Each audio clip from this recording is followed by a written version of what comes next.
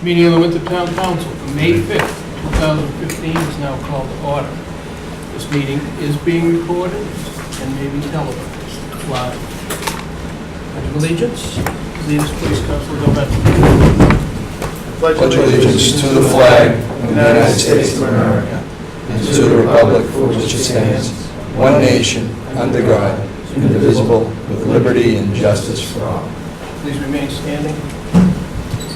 For a moment of silence for Linda, Councilor Keller's mother-in-law, who's also Steve Keller's grandmother. Her name was, Mrs. Iapika. Also Mrs. Westling, who was a longtime teacher in the elementary schools here in Winthrop. She was a kindergarten teacher, passed away recently. And Detective Jaworski's dad, Jerry Jaworski. We can have a moment of silence.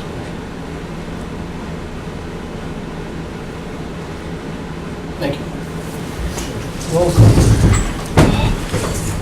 Councilor Callis. Councilor Sanford. Here. Councilor Bonnecore. Councilor Barone. Present. Councilor Terry. Here. Councilor Boyajin. Yep. Councilor Delvecchio. Yep. Vice President Mayo. President Gill. Present. The quorum is present. Minutes of the April 21st meeting have been circulated. Could I have a motion? Motion. Sure. Seconded. I'll second. Council Sanford motion, seconded by Council Boyajin. All those in favor say aye. Mr. President, can you Yes. reflect that I don't vote because I wasn't present?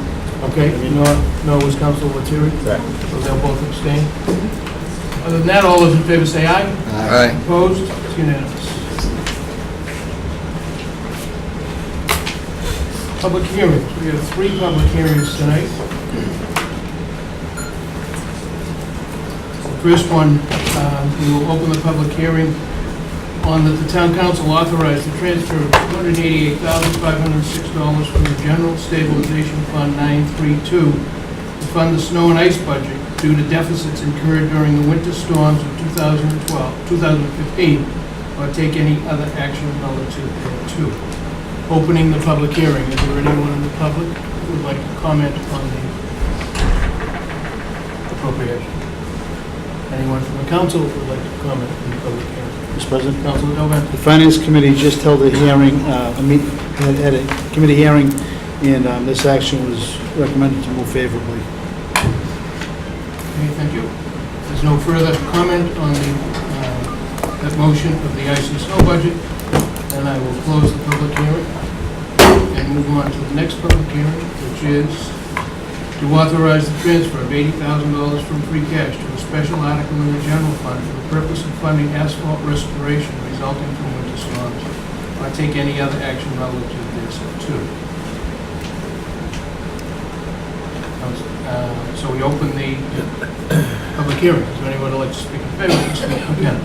Yes, I've received a quick itinerary from Director Calla, who couldn't be with us tonight.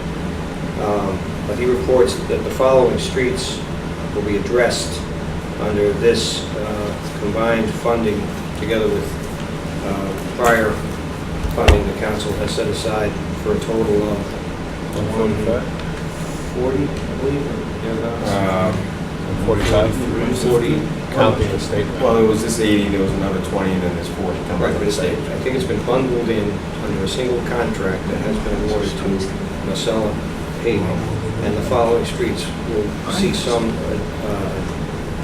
of their potholes and other deficiencies addressed. Cliff Ave from Sewell around corner to Pond Street at the entrance to Fort Heath Apartments, Herman Street from Center Street to Main Street, Herman Street to intersection of Lincoln, Waldemar from Pleasant Street to Circuit Road, Pleasant Street from Somerset to Pauline Street, Buchanan from Pleasant Street to Putnam, Buchanan from Putnam to Fremont, Buchanan Bowden intersection, the Buchanan River and Cross Street intersections at area of entrance to cemetery, approximately 350 feet on Cross Street between the golf course and cemetery, Cross Street from Franklin to Miller Field, a large part of Pleasant Street in the vicinity of Woodside Avenue.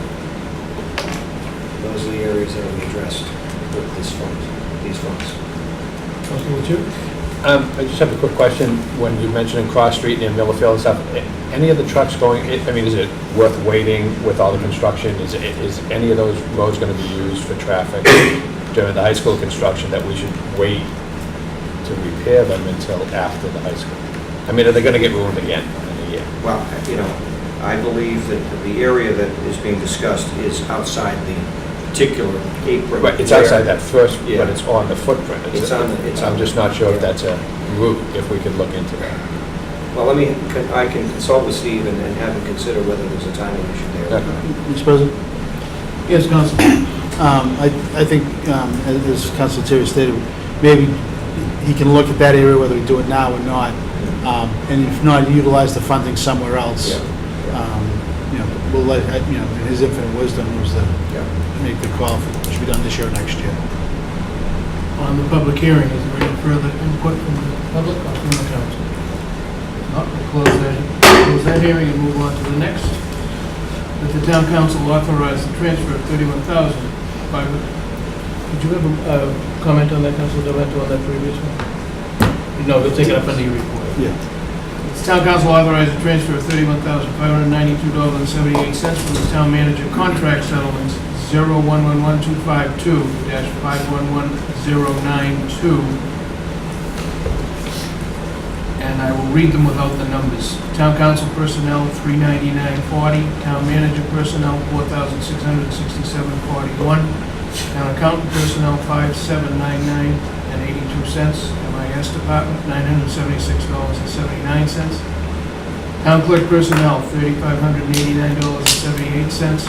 Conservation Commission personnel, $883.74. Planning board personnel, $307.63. Dog officer personnel, $2,962.57. DPW personnel, $6,301.73. Cemetery department personnel, $3,420. Cemetery department overtime, $596.05. Council on Aging personnel, $1,246.53. Veterans Agents personnel, $441.33. Provide for contract settlements or take any action relative thereto. Is there anyone from the public that would like to speak? No? Is there anyone from the council that would like to speak on the issue? Mr. President? Yes, Council. That we also met on that tonight, and there was a positive recommendation out of the Finance Committee. I don't write this stuff down. If there's no further comment, we'll close that public hearing as well.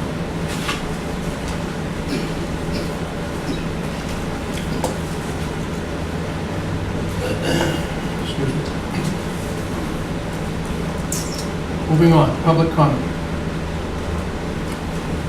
Yes. Please identify your name and My precinct. name is Constance Elson. I own a house on River Road. When I bought the house 15 years ago, the garage encroached on town land by 84 square feet. I'm now selling the house because I've gotten old and I want to move closer to family in Arizona. After this winter, this looks like a real good idea. I have to deal with the problem with the garage. There's quite a long history about the River Road properties. The golf course fence is behind my property. There's a strip of town land in between the fence and the property line.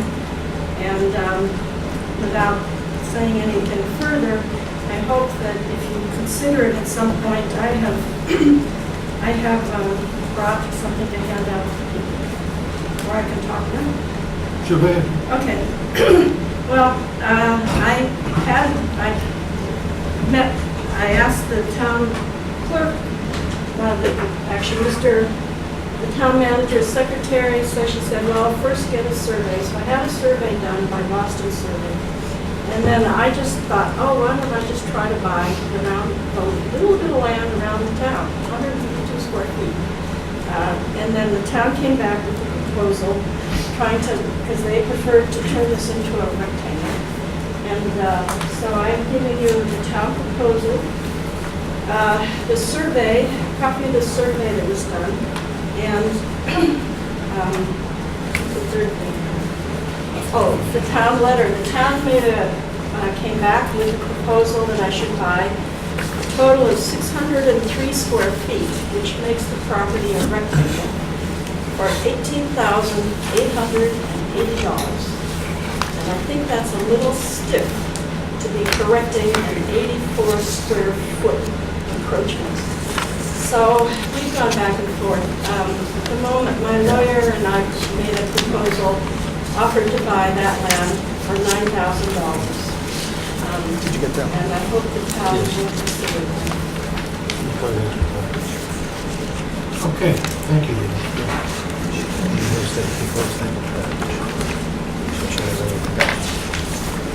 So it's, okay, I see it on this. Okay, thank you. Any further public comment?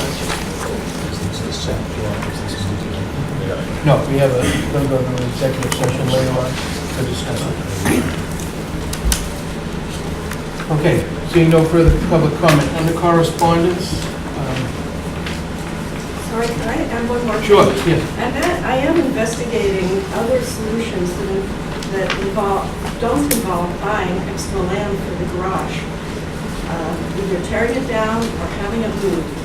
I have a very fair, nice offer, attractive offer from a moving company up in New Hampshire who moves churches and giant motels, and he said it's a simple one-day job, $3,800, plus we'll have to deal with the foundation, and it's a very attractive offer. Now I've discovered that I will have to address the wetland issue, which is why I don't think that land is worth full value the town is asking. So if I go that direction, the town will get no tax money if I can manage to pull that off. If the town and I can come to some agreement about a price that feels, fair to me, meets the town's needs, the town then will have a parcel sold, which they can then tax for remaining years. Okay, thank you. Yeah, go ahead. So you don't pay taxes on the property you've been using now, correct? The 84 square feet, I do not pay tax on. I was just curious. And the town offered you a counter proposal? Yeah, I don't know. We made this, the proposal you see there, the letter you see there, is the only letter I've had in the town. And since then, my lawyer made a counter proposal, an offer of $9,000 in writing to the town manager. Okay, so just to clarify, the town had made you an offer of $18,880, which you counter-offered at $9,000. Yes, And that's been done through your attorney with the town manager. yes. Counsel? Was there any counter offer from the town to your attorney? I don't know. I don't believe so. Actually, my attorney called today and said that the town was said, okay, they made an offer of $10,000 for that land. It's a verbal offer.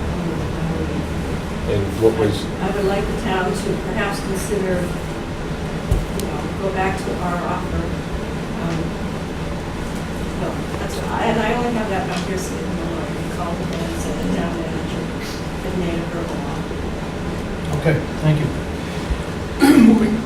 Moving on to correspondence. I do have a lengthy correspondence from Attorney Linz, which I would just like to, if it's okay with Attorney Linz, who's here present, to just basically the last paragraph sort of sums up what you... No objection.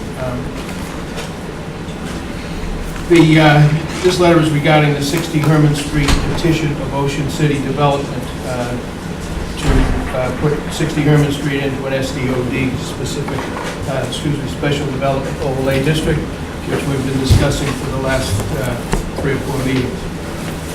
The final paragraph says, we are respectfully requesting that the council forthwith resubmit the SDOD petition to the Winthrop Planning Board for the purpose of reissuing its recommendation and schedule a new date for public hearing so that we can provide the appropriate notice as required by statute. So that's basically the summary of the letters. Are you comfortable with it? I am.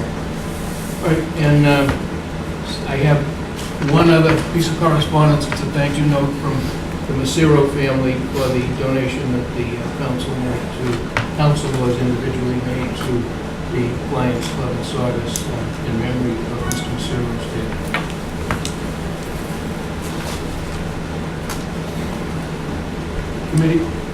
Committee reports. Mr. President, the Council Finance Committee met tonight, and we had several items on the agenda. Some have already been brought up. The first was the transfer of the $288,506 for snow and ice funding. The second was an $80,000 transfer for the asphalt and roadway restoration. And the third was the $31,952 contract settlements of fiscal year 15. We've had the hearings on those already. There's also a motion to transfer $21,854 to fund the North Shore Essex Agricultural School deficit, and that's coming from our town insurance fund, as well as a $3,090 transfer from the town council reserves for to the property foreclosure fund for actions that are being currently taken by the town properties. And there was a positive recommendation on all those items coming out of Finance Committee. So they will come out of committee with a positive recommendation. Council? Thank you. Council Boncour. Yes, there was a joint meeting last evening at 7:05 of the Rules and Ordinance Committee and the Public Safety Committee. Present were myself as chairman, Councilor Barone, Councilor Del Vento, and Councilor Boyajian. Also present were Council President Peter Gill, Councilor Craig Mail, the Harbor Master Joe Montalto, Chief Delahanty, Chief Flanagan, and Heather Ingman from the Board of Health, and 18 concerned citizens from either the Atlantis Marina boaters or the people who lived in Atlantis Marina. We had a great discussion. The Harbor Master gave us his feelings. He felt that they will pump out boats that they can pump out for the summer only. They thought that there should be a hydrant pumps put onto the commercial marinas to take care of people off-season, and he wanted to make sure that we put something into the ordinance that says all wide valves will be in a locked position with a padlock. Chief Delahanty's comments from the police department is that he wants addresses, he wants a dock master there at all times, and that person will be responsible for de-icing and snow removal of the docks. Chief Flanagan's comments were that he wants each spot numbered so that if anything happens, they can find the people. He's looking to make sure that every vehicle, place where someone is living, has smoke and CO2 detectors, and he wants an evacuation plan that would be submitted to public safety people. Heather Youngman from the Board of Health talked about the beaches and the checking of how Donovan's Beach was 10 times higher than usual, and that she will check those waters now to see if there's any difference, and check the historical data of Donovan's Beach to see if these marinas are causing it or if it's something that's been there for quite some time. We heard comments from people that both live in the Olympus apartments and people that will live on the boats. The meeting was adjourned at 8:35. Thank you, Council. Ken, Town Manager's report. Thank you. I'm pleased this evening to submit our annual budget for FY16 to the council, meeting our obligations under the law. I have to stress that this was quite an enormous and collaborative effort,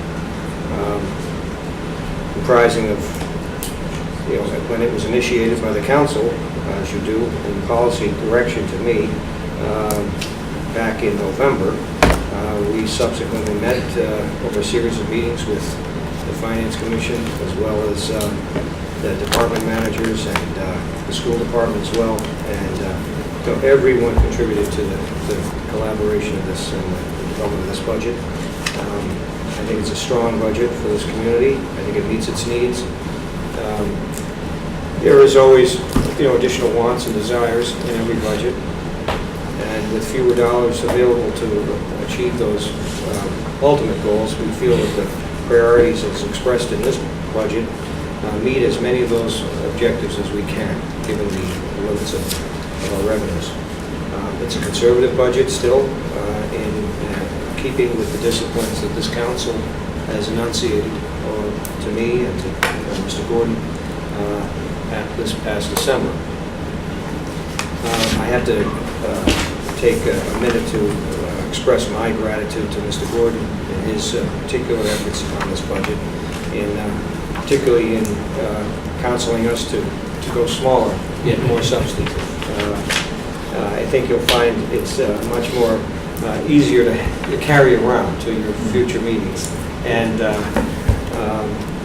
hopefully, double-sided and the kinds of efficiencies that Mr. Gordon represents here are now taking shape within our documents. So you'll see, I think a nice display of all the facts and figures that go into managing a $50 million mid-sized corporation, which is essentially what we are,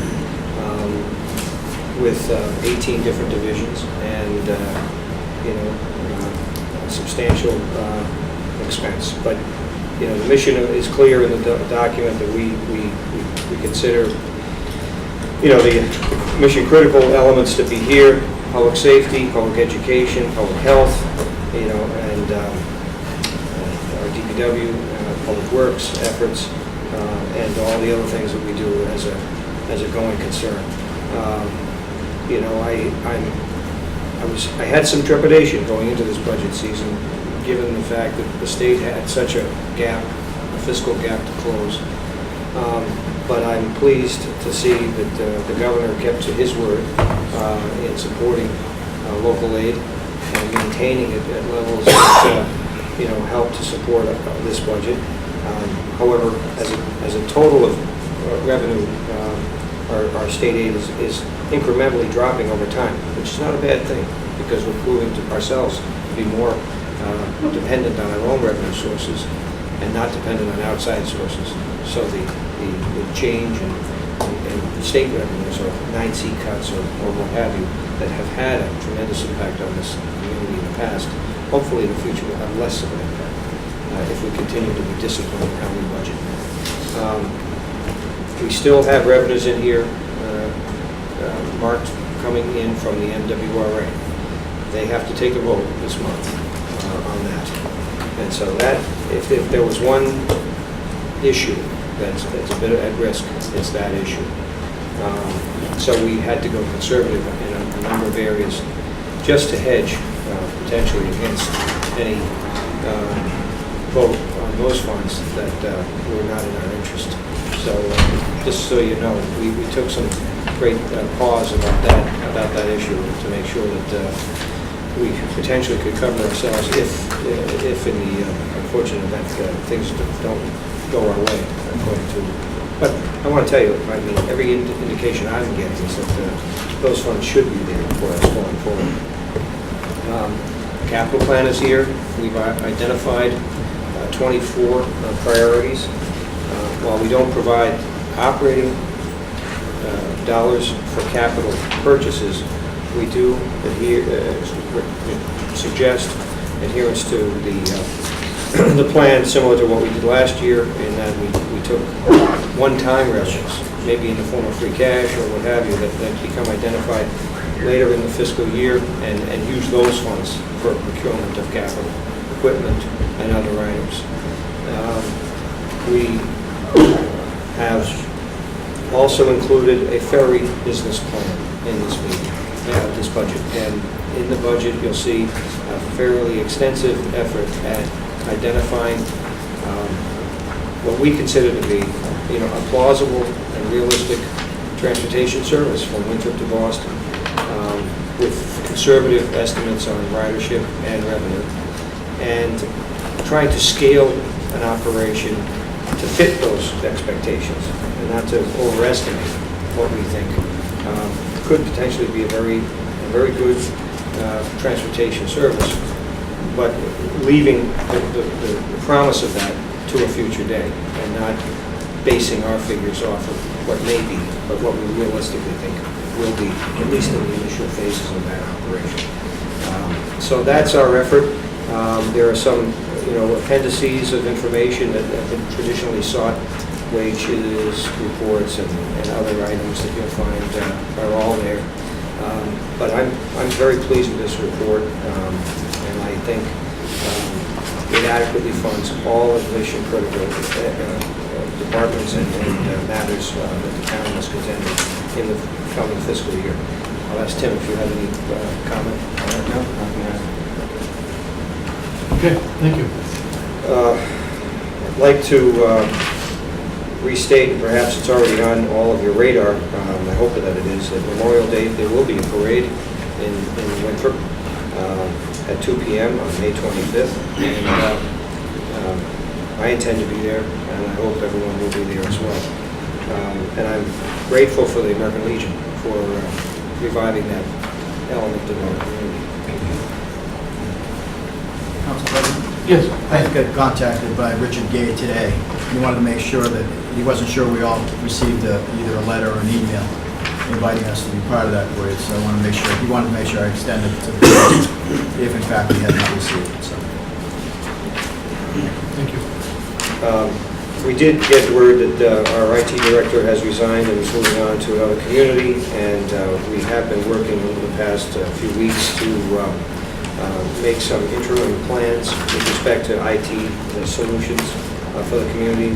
We're having an extensive debrief tomorrow with our IT director, with all the departments, taking inventory of all of our equipment and all the related information that we need to have on hand as we move forward and explore other solutions. I know that the superintendent of schools has made a similar report to the school committee, and we're working together to consider alternative solutions for the town, if nothing but for the interim as well as for the future as we grow as an organization and as we bring on a new middle high school that will certainly have significant IT requirements. We have to build in that capacity to handle that new electronic form of education that will come into the town. So it's an opportunity for us to really hit the reconsideration button on how we're doing IT in general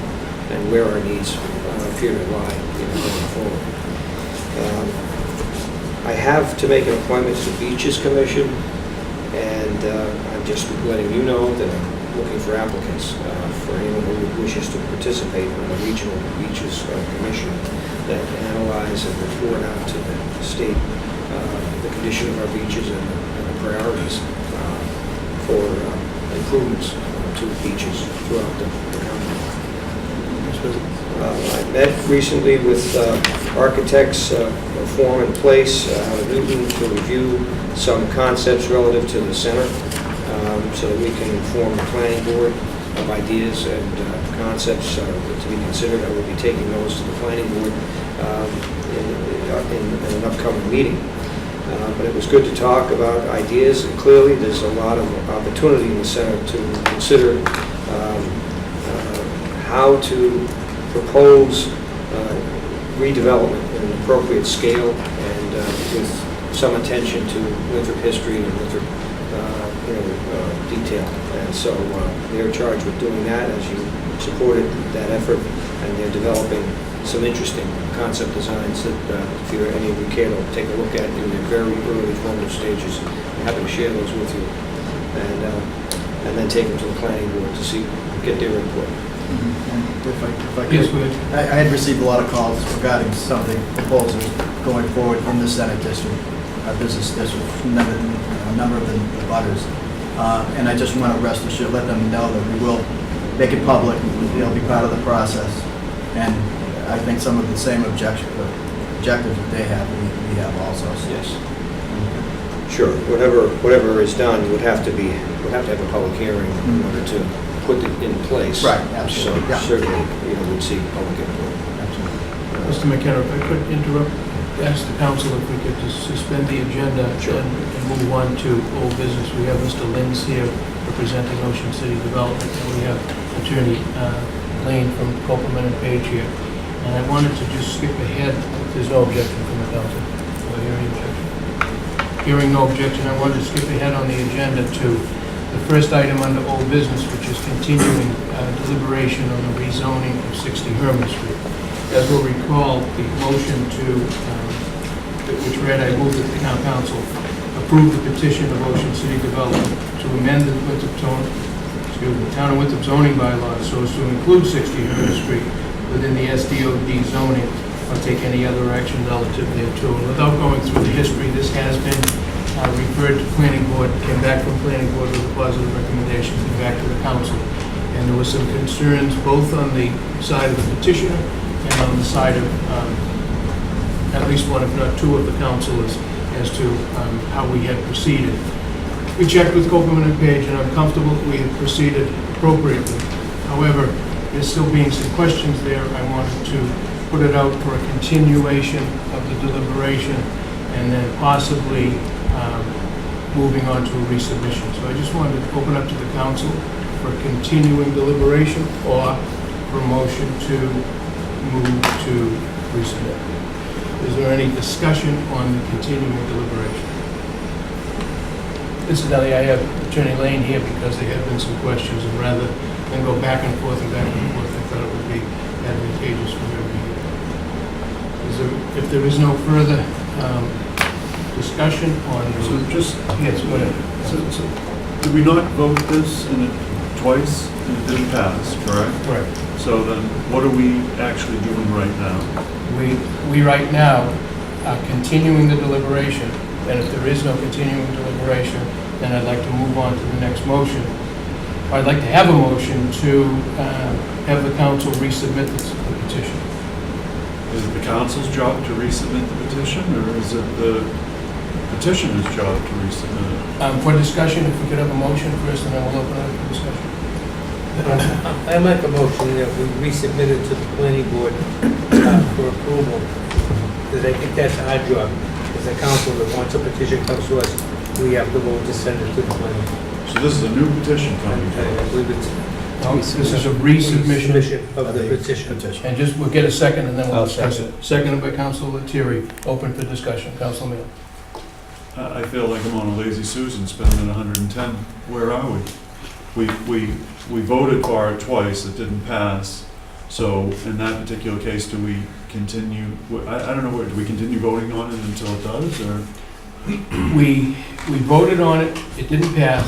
We talked about reconsideration, which was shown that it could be done. Councilor Barone requested that before we reconsider, that we postpone it until we have an answer from the Attorney General as to an opinion. We did have an opinion come from Copeland and Page, our town attorney. The Attorney General, we have attempted to contact and left messages and have had no return call. Mr. McKenna will verify that. Therefore, we don't have a response for Councilor Barone. The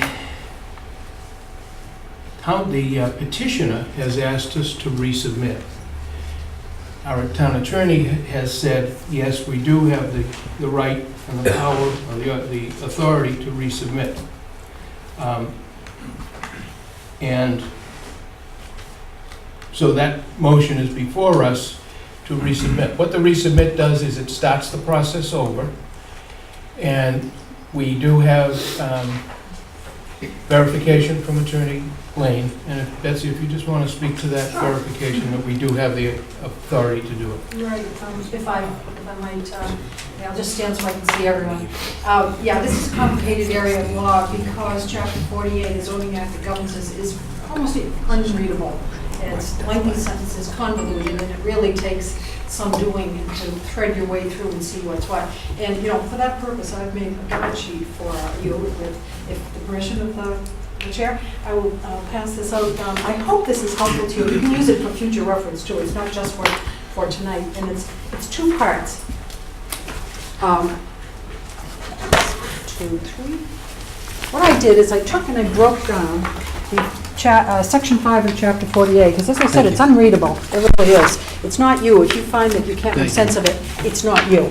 It's the way this thing is written. In the first sheet, you'll see that I have excerpts. I pulled out the relevant parts of the statute, and the statute itself is the second document. And what I did, this is Section 5 of Chapter 48, and I highlighted the parts that I have here, and I numbered it the same way. And I'll just review some basics with you because you know, it's really hard to have a grip on this. This number 1 on this guide sheet right here says that bylaws or ordinances can be initiated by, and get this, by the submission to the council by a council. See, if you skip forward, the council can submit a petition to itself by the submission to the council of a proposed zoning ordinance by the council or these other listed entities. Board of Appeals can do it, planning board can do it, the regional planning agency can do it, or anyone who's affected by the rezoning. So this body has the ability to submit zoning to itself. What happens after that? Number 2, the council within 14 days has to submit it to the planning board. So there's 2 submissions. There's one, the submission that starts off the whole process, which is, we think of as the petition. What is the petition? Somebody wants to do something that comes to you. You have 2 things to do. You send it to the planning board. That's really not discretionary. And you start figuring out what you want to do. You can't really do anything after that until you hear back from the planning board, because even though it's the number 3 says you conduct your hearings, you start your hearing in 65 days. You start it, you're basically waiting until number 5. You can't adopt it. You need a 2/3 vote, but you need to have the number 6. You can't take action to adopt it unless you have heard back from the planning board. Now this gets confusing because when zoning is first submitted, you can't act unless you have heard from the planning board. They have to give you a 2-part thing, and the 2-part thing is a report with the recommendations. You don't have to follow the recommendation. Get a recommendation from them that says thumbs up or thumbs down, you can go either way. Now, when it comes time, you have 90 days, you will see in here, number 4, council, if they fail to adopt a proposal within 90 days, then it dies. So you have 90 days from when you opened your hearing. 90 days from when you closed the hearing. You closed the hearing, I think, was it April 6th? 7th? Okay, so that 90-day clock is running. During that time, you can either do absolutely nothing, or you can make motions. I know there's been 2 motions so far that have not been sufficient. There isn't a sufficient vote. It's really up to this body whether you want to continue voting during the 90-day period. If you let the 90-day period lapse, then that zoning fails. So the law provides a mechanism if either the applicant or the council, sometimes this happens that a council will say, gee, something went wrong here, or there was a misunderstanding, so maybe we want to start the process again. What the law says is you can't just go submitting the same thing over and over, because that would waste the public time, that would waste this body's time. But what it says is that if you want to resubmit within 2 years, you can, the petitioner or whoever wants to start this off, pursuant to this first paragraph, anyone who wants to submit the same thing that's already been before this council, pretty much identical, you can submit it if you like, but the council cannot act on a duplicate or repetitious petition within 2 years. They can't act unless they get a favorable recommendation from the planning board. So what happens if the second time around, it's a re-up, it's restarting it. You get a new petition, but it's identical to the old one. It has to go to the planning board, and the whole process starts again with the 65 days to start the hearing, the 90 days from the close of the hearing, the reference to the planning board, all that sort of stuff. So what's before you is some options. Really, it's up to the council what you want to do. Whether you want to proceed as you can, if you want, with the pending application, or whether you want to let that pass and restart a new one. There are any number of considerations having to do with law and policy and practical considerations that might push you one way or the other. But you basically have those 2 choices. On the first one, part of your choice, if you're going to pursue to the end the current application, you can either take action on it within the 90 days or take no action. No action, it fails. If you take action, you can either vote it up or vote it down if you like. On the initial petition, we do have an objection filed, which ups the quantum of vote to 3/4. If it's repetitioned, it starts a new day. If there's a new petition, it starts all over again. An objection can be filed or not be filed. So therefore, it could be 2/3 vote or 3/4 vote. You can't tell until you get into that process. So I hope if that's not clear to you, please ask me for clarification, because I know it's pretty odd stuff, basically, when you get down to it. You know, it's not something that we all learn in school, that's for sure. Questions from the council? Yes, I have one, just ask one question. I think I already know the answer, but I want it coming from you as our legal counsel. When you're considering whether it's 2/3 or 3/4, is it 2/3 or 3/4 of the people voting, or 3/4 of the entire council? Full body. So if Full someone's body. absent, you still need those votes. If someone Yes, it recuses does. himself, you still need those votes. You know what, it says, Five. it's in here, number 5, because Last of number all the members, it could not be clearer, that's what that means. So 75% is 7, even if there's only 5%. Yeah. Even if there's only 5 Even though only people 5 people show up, you there, know. you cannot vote. Right. No, Councilman? you can't win. Yeah. You can vote. You can't You vote. vote, but nothing happens, it's not good. So just out of curiosity, if we decide not to be the initiators of this petition, in that case, the last one would be null and void, including the petition against it, correct? That's right, after the 90 days, the whole thing terminates as if it never happened. The only effect of that is that in order to re-petition the same thing within 2 years, you would have to get the favorable action, a favorable recommendation by the planning board for the commission to act. Keep in mind, it's not to resubmit. Someone can resubmit all the repetitious petitions they want, but when it comes down to whether the council can act on it, repetitive petition requires the planning board favorable recommendation. So let me ask this again, so I'm clear on it. We've turned this down twice. If we decide not to do anything on it, that would clean the slate, okay? They would have to go to the planning board and ask for it, and then the neighbors would in turn have to decide if they wanted to sign a secondary petition. If they did not sign a secondary... Objection, you mean objection? Objection, Yeah, yeah. whatever it is. Yeah. If they didn't sign that, then we would need 6 votes to pass it. If they do sign it, then we would need 7 votes to pass it. That is correct. That is correct. If the council has no objection, Attorney Lynch? And just briefly, and I appreciate Attorney Lane being here. I think it's helpful and good guidance for a very complicated area. I don't want to get bogged down in the petition. I think the issue with the petition is it's not 20% of the residents or 20 signatures.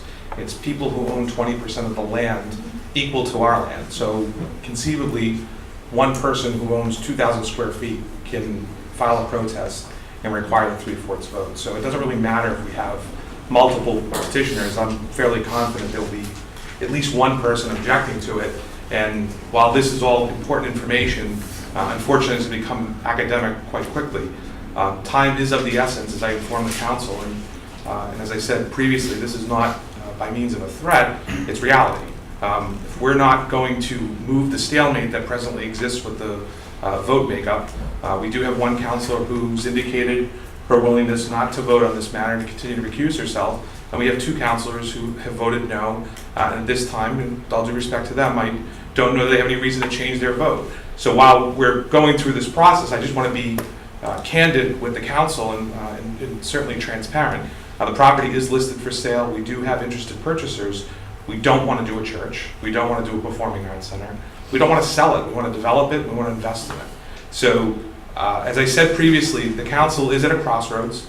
This is an important intersection, and if the vote is not going to change, then again, I'm not saying we're not reserving our rights to continue on the petition, but at some point, you know, the well is going to go dry here, and my clients are not going to continue to pay the expense for something that is going to be an exercise in futility. So I just want to share those comments with the council, and if there doesn't seem to be any change with the makeup of the vote, it would seem to me that we're likely to end up right where we were at the last vote on April 7th. So I just want to make sure the council is aware that we're not saying we don't want to do this. We just need some change in action before we're going to invest any more time into this.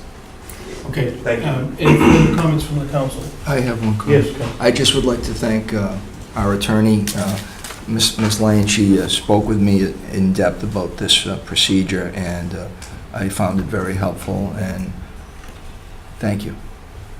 I'm happy to do that. I'd just like to make a few comments while we're in here. I think that the place that we stand now, obviously, is that the council's vote is not to determine what is going there, or that is the vote of the planning board. Should we resubmit this to the planning board needs to go through the whole process of open hearings, public hearings with the neighbors. I think at this point, with the amount of time that we've gone through, that if we do resubmit, and it does go back to the planning board, it will give the neighbors an opportunity to hear the petition again, and either stay with their present decision, or maybe amend their present decision, maybe feel differently than they felt before. Given that, if the neighbors feel differently, maybe some members of the council will feel differently. If the neighbors are stronger negative, then maybe we won't have 6 votes, maybe we'll have 5 votes. And if the neighbors are less strong, or maybe more accepting of the proposal, maybe one of the 3 votes would change and it would become a 7 vote. Maybe the neighbors won't be motivated to make a new petition. So there's lots of maybes out there, and I think what this would give us the opportunity to do is to start again with the same petition, with the same process, and allow the neighbors to speak again, and allow the council to hear the neighbors again. As I said before, there were some issues or some opinions of the previous process. 90 days, petition of 75% versus 2/3. So I think that the neighbors I believe the neighbors need the opportunity to hear this again, to re-communicate their feelings, whether they be the same or amended from what they felt before, in either direction. But I think we owe it to the neighbors, I think we owe it to the developers, I think we owe it to ourselves as councilors, and I think we owe it to the other 5 precincts in town to determine what people want, and what's the desire. Is the desire to have the developers move on, sell the property, or is the desire to have the developers develop the property? If the developers sell the property, will it become a church? Who knows? Maybe a new person will buy it and start this process all over. I think that what we're asking to do, will expedite the process and will close the decision much more quickly than if we just continue to wonder what's going to happen. If we continue to wonder if the developer is going to be able to sell it. And if he's not able to sell it, what's going to happen? Is it going to sit there vacant? Is it a good idea to have condos? And I think we just need to hear from the public, and I think the most expeditious way to do that is to vote to resubmit the petition as Councilor Boncory has motioned. I guess I'm done. Yes. And I respect the President's point of view on that, and certainly I respect the council's time that they put into this. I have to add that, our clients have been involved in this project since October. We did have input. We actually held a community meeting on this in which we felt we made a very compelling case for our position and the type of development we want to do there. Notwithstanding that, that fell on deaf ears for some members, and I just feel that we've hung in there in order to do this for a pretty substantial period of time. We know this doesn't happen overnight, but it seems to me that we're being asked to go through this process again, and that's a decision I think my client really has to consider and evaluate. If this is something that is resubmitted to the, and again, I respect the President's position on, you want to have the determination on what it is that will go there. I think it's important to remind the council that at this juncture, the vote is not to determine what goes there. The vote is to determine whether or not it's an SDOD, and to let the planning board determine what's appropriate to go there. Exactly. I've said that from the first meeting, and I'll reiterate it again tonight. And I just think that barrier becomes the problem in this process. And unfortunately, while it has to be fair for the neighbors, it has to also be fair for the developer. And we just feel that if this process is going to linger on again with no likelihood of a result that's favorable, it's probably not worth our time to do it. So I just don't want the council to feel like we're asking you to do something and then ultimately we're going to pull the plug on it if we get a buyer. So at this point, I just need, I think it's... Re-clarify that. What you're saying is if it goes back to reconsider, or not to resubmit it, that you are going to take it off the market until you get a decision? No, I think that's my client's decision. We really have to evaluate that because we don't know. We really. I don't need an answer. No, but I think it's important, Mr. President, that we, are honest and candid with the council that we, bought this property to redevelop it. We went through the process that we thought was best for that, as opposed to going to the zoning board, trying to ask for variances, which we think is a probably less appropriate mechanism for this development. And we think that, you know, not only did the planning board unanimously recommend an SDOD designation for this site, you know, majority of the council supports that. And we think that there are neighbors that had different opinion originally on this, and when they heard the alternatives that could go there, determined that a condo development was the right approach for this. But that wasn't enough, and I'm just fearful that we're being set up for the failure again. I'm not asking people to predetermine this. No, I got Not much is going to change, is what I guess what I'm saying. So if not much is changing with the development, I don't know how much is going to change with the votes. Okay. And I didn't need a yes or a no on that question. It was facetious. Okay, is there any further discussion from the council? Councilman? Yes, I just would like to say that being sensitive to the developers and actually following your rather articulate statement, I will not exercise my right to move this motion to the next meeting. Thank you. Any further discussion from the council? Mr. President? Yeah. I have Council. two questions. One, is there ability to vote again on this? And I guess that's, I mean, we've got Betsy. Sorry. I'm sorry, I need. Is there ability to vote on this again at a future meeting? What action do we have to take for that to happen, the way it's currently presented? Or does it have to be reintroduced?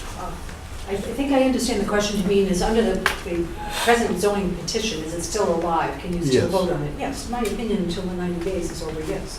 You can vote. Once you vote to deny, if you actually had an affirmative vote to deny it, then you have to reconsider. Once you vote to grant it, that's it, because that gives rights to the owner of the land, and that will stop it. But if you do nothing within the 90 days, will die. But so, in keeping that in mind, you do have the ability, in my opinion, to keep voting. How, for that, Yeah, go ahead. the other question, how do we bring that up? Would we keep it on, just on the agenda, or does it have to be voted for reconsideration? It needs to be on an agenda. Everything needs to be on an agenda.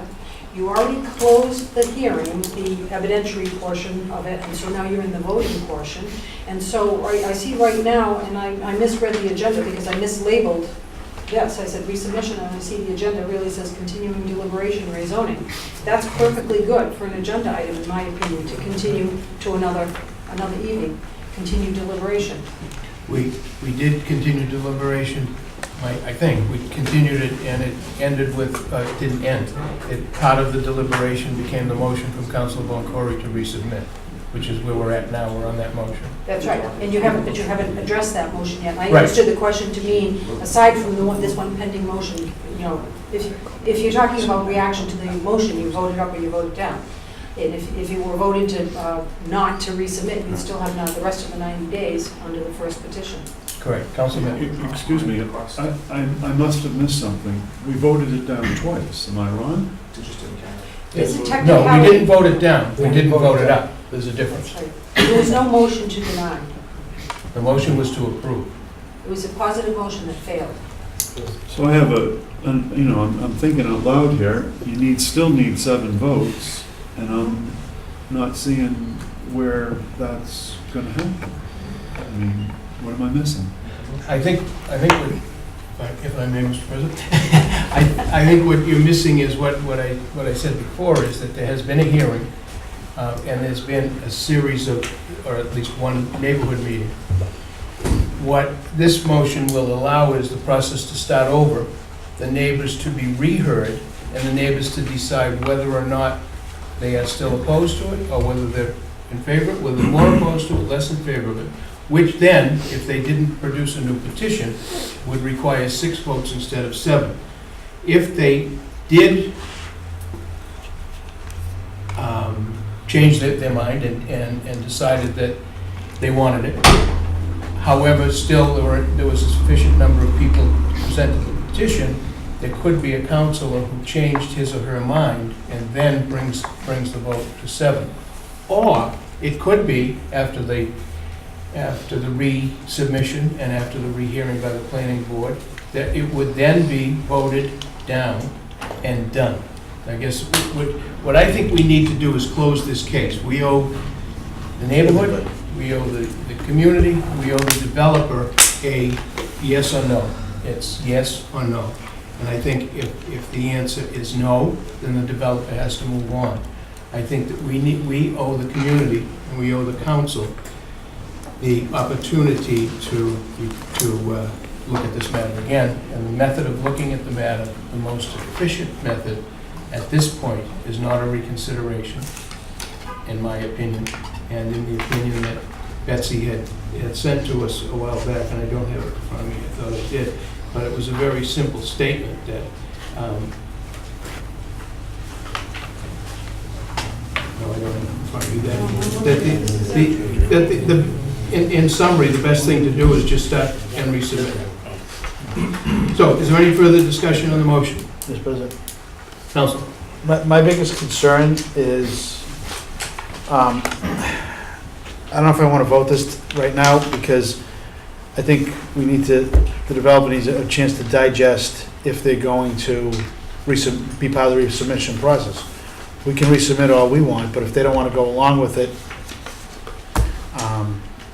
and I think, this is being kind of sprung on them on short notice, so I would, I think I want to wait until. In all due respect, in Mr. Lynn's recent letter on April 22nd, which was the day after our last meeting, I quoted the last paragraph that he wrote, that we are respectfully requesting that the council forthwith resubmit the SDOD petition to the Winthrop Planning Board for the purposes of reissuing its recommendation and schedule a new date for public hearing so that we can provide the appropriate notices required by statute. I think that says to us as a council that yes, the petitioner is requesting that we resubmit, and I don't think we're springing anything on him at the last minute. No, that's fine, that's fine. I hadn't heard that, wasn't paying attention fully. One sort of, I guess, wrinkle on that, Mr. President. I think in light of Attorney Lane's comments relative to the 90 days, which I think for purposes of this discussion I won't disagree with, it seems to me the council has the ability to continue voting on this, if I'm not mistaken. And it's not a question of reconsideration, it's a question of just having on the agenda and somebody making a motion until such time as the council, somebody makes an affirmative or a negative vote or a motion to deny it, and that carries by a majority, or in this case, I guess, a 3/4 majority. So I think the issue here is the council prepared to continue the discussion at this time? I don't think a resubmission would be necessary under Attorney Lane's interpretation, which, for purposes of my letter, I would withdraw my request for resubmission.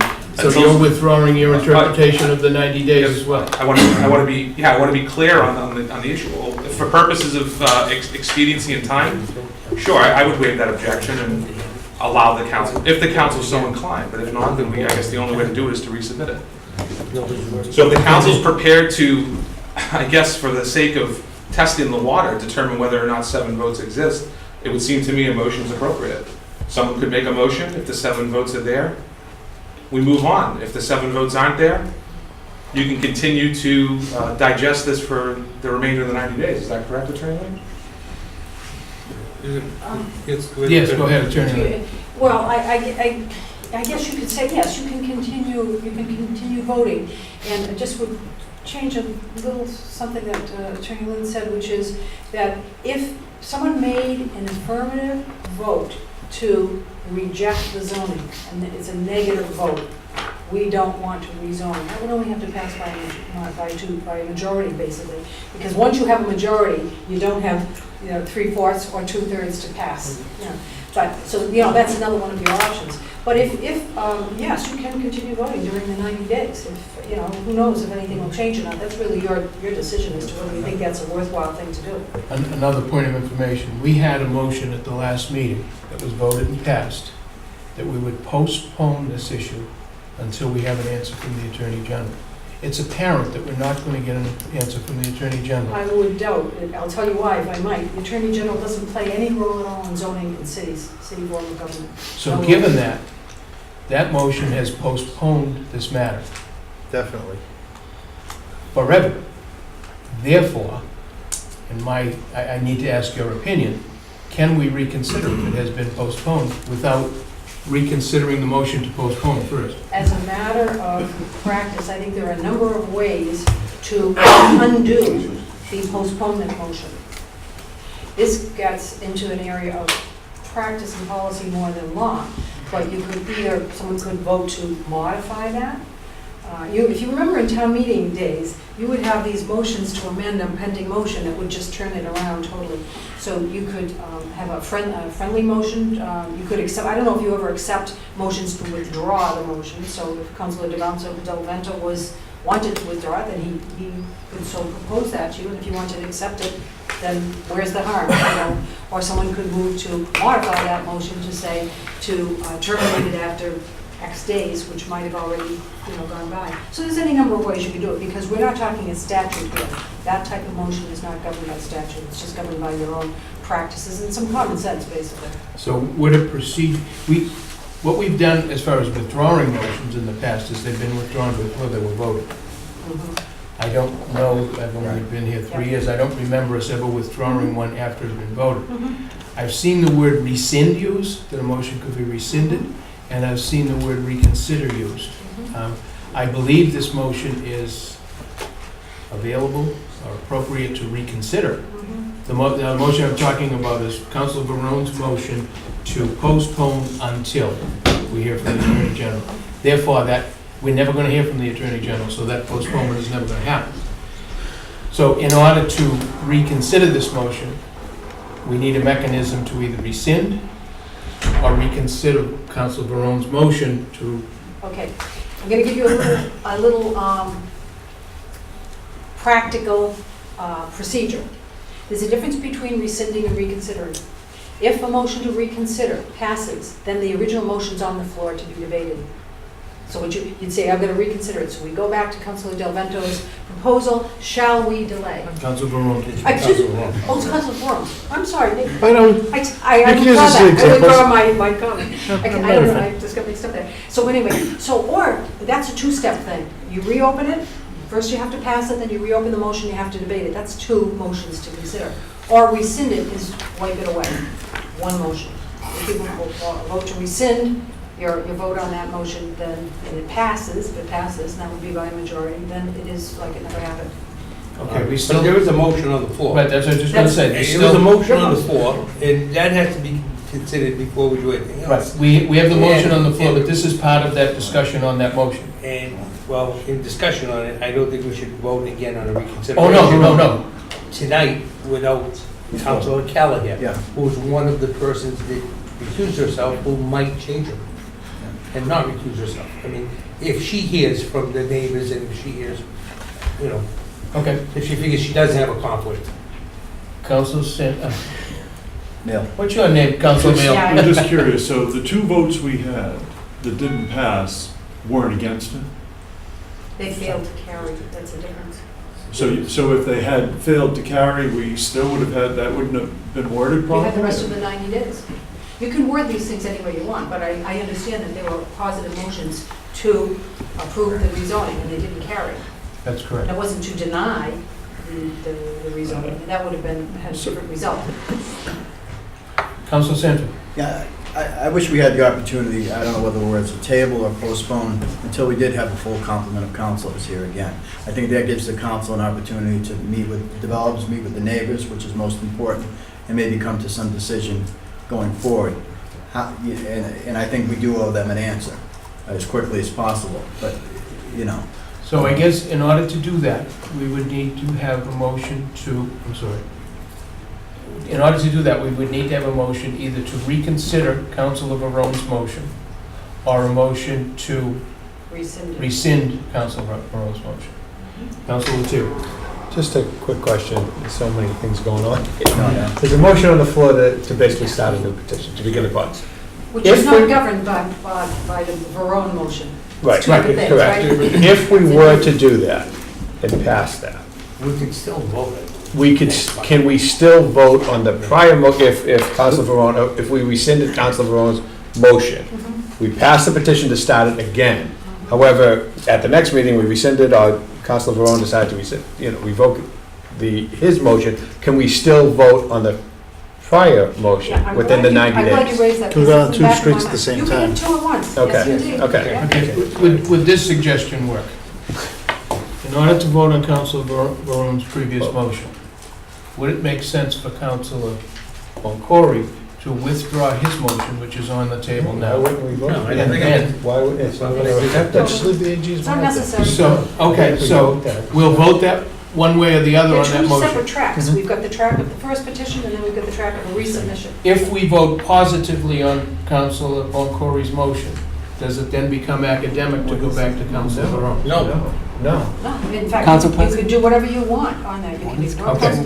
you know, that initial petition is still alive, even if it's been suspended under Council Okay. Barone's. Council Boncory's motion to further discuss, and then on that, if there is any further discussion, let me just read it again, that the motion, that the town council resubmit the petition of Ocean City Development LLC to amend the Winthrop zoning map so as to include 60 Herman Street within the SDOD zoning or take any other action relative thereto.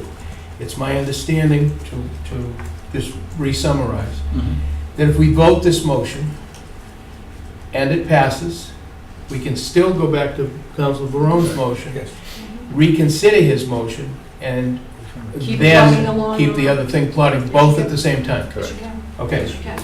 Now, I want to clarify something. Keep in mind that the resubmit means you're submitting the zoning to yourself. You also have to decide to forward it to the planning board. Right. So it's kind of a Yeah, twin and- thing, but it Yeah, I doesn't thought say that that, was but in I there. think that was the That's idea. in there. The motion was to resubmit it to the planning. Resubmit, okay, so I'm going to reword this, that the motion that the town council resubmit to the planning board. Can I stop you there? To submit You have to have the something same zoning in to front the council and to forward it to the planning board. Say that again? This, as I read to you from the first section there, the council may submit it to themselves. Someone has to submit the zoning to the council, then the council forwards it to the planning board. So that the council resubmits to the council, Yes, With and the then intention forwards of it to the forwarding planning it board to for the their planning hearing. board. to the council, and forwards to the planning That's board. right, it's a two-part. 7. If you want to make it. Well, we can make it in broad. one motion. Yeah, Right, yes, you can. Right. That's what I was attempting to do. I think. Okay. That's what I said. It wasn't worded quite that way. So the way it's going to be worded now, as I'm taking the quote from Council Boncory, is that the town council resubmit to the town council and forward to the planning board the petition of Ocean City Development and so forth and so on. Yes. Okay. We have a motion made and seconded. Is there any discussion on that motion? Not all those in favor say aye. Aye. Opposed? Nay. Could we have a roll call?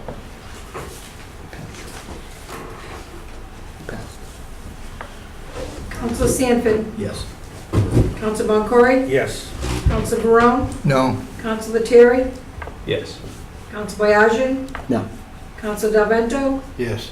Council Vice President Mayo, Yes. President Gill. Yes. So it's 6-2. The motion passes 6-2. Okay, back to, do we have a motion regarding Councilor Barone's motion from the last meeting? Mr. President, Council? without a motion being made, I would suggest we leave that as it is and not make a motion on rescinding the, pulling from the AG. That will give us the ability, if at any point in time we do want to vote in the 90 days, we can do it at that time and close the loop and vote. But Council? I just think we should put a time limit on the possible answer from the Attorney General, or maybe a 30-day That's time it. limit, rather than that. Okay. And I think a motion should be made to amend the motion that Council Barone made to Barone. to Barone. Is that what I said? To make the response from the Attorney General within the next 30 days. By June 1st? And Yeah. If I might, technically, you're not actually amending the motion, you're amending the vote. You so voted, so now you want to amend the vote to have it terminate after whatever amount of days you want. Because If I wasn't here, I'd The try. motion has already been moved and voted, so it's the vote that you're amending.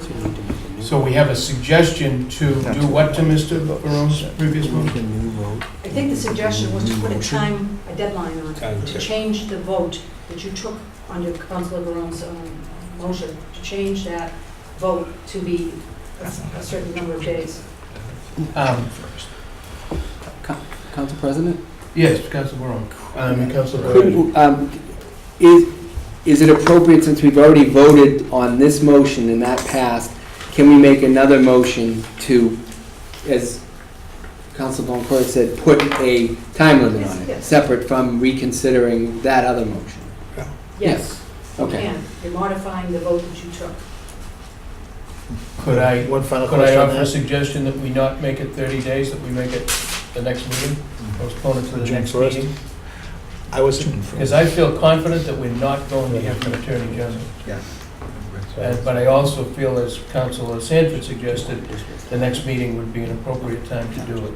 So would you feel comfortable with that? I have no problem. I haven't made a motion. No, I know, you're just discussing it, but I would make that. can, let me just back up one more thing. If we voted what we just voted, do we not have to, within 14 days, send it to the planning board? Yes. So we send it to the planning board, and then tell the planning board, forget what we sent to you. If we vote it up at the next meeting. No, I wouldn't say so. I would just let the process go ahead, because, you know, you could have an objection petition, you could not. You don't really know. So I would just let it go. Okay, so I guess, I don't think you can withdraw it, by the way. Once you send it to the planning board, they own it. so even if it's in the planning board's hands, they schedule a public hearing, and before the public hearing, we already voted up. They still have to have the public hearing. They can decide to take no action. Okay. Because, So- again, you can't do anything on the second petition.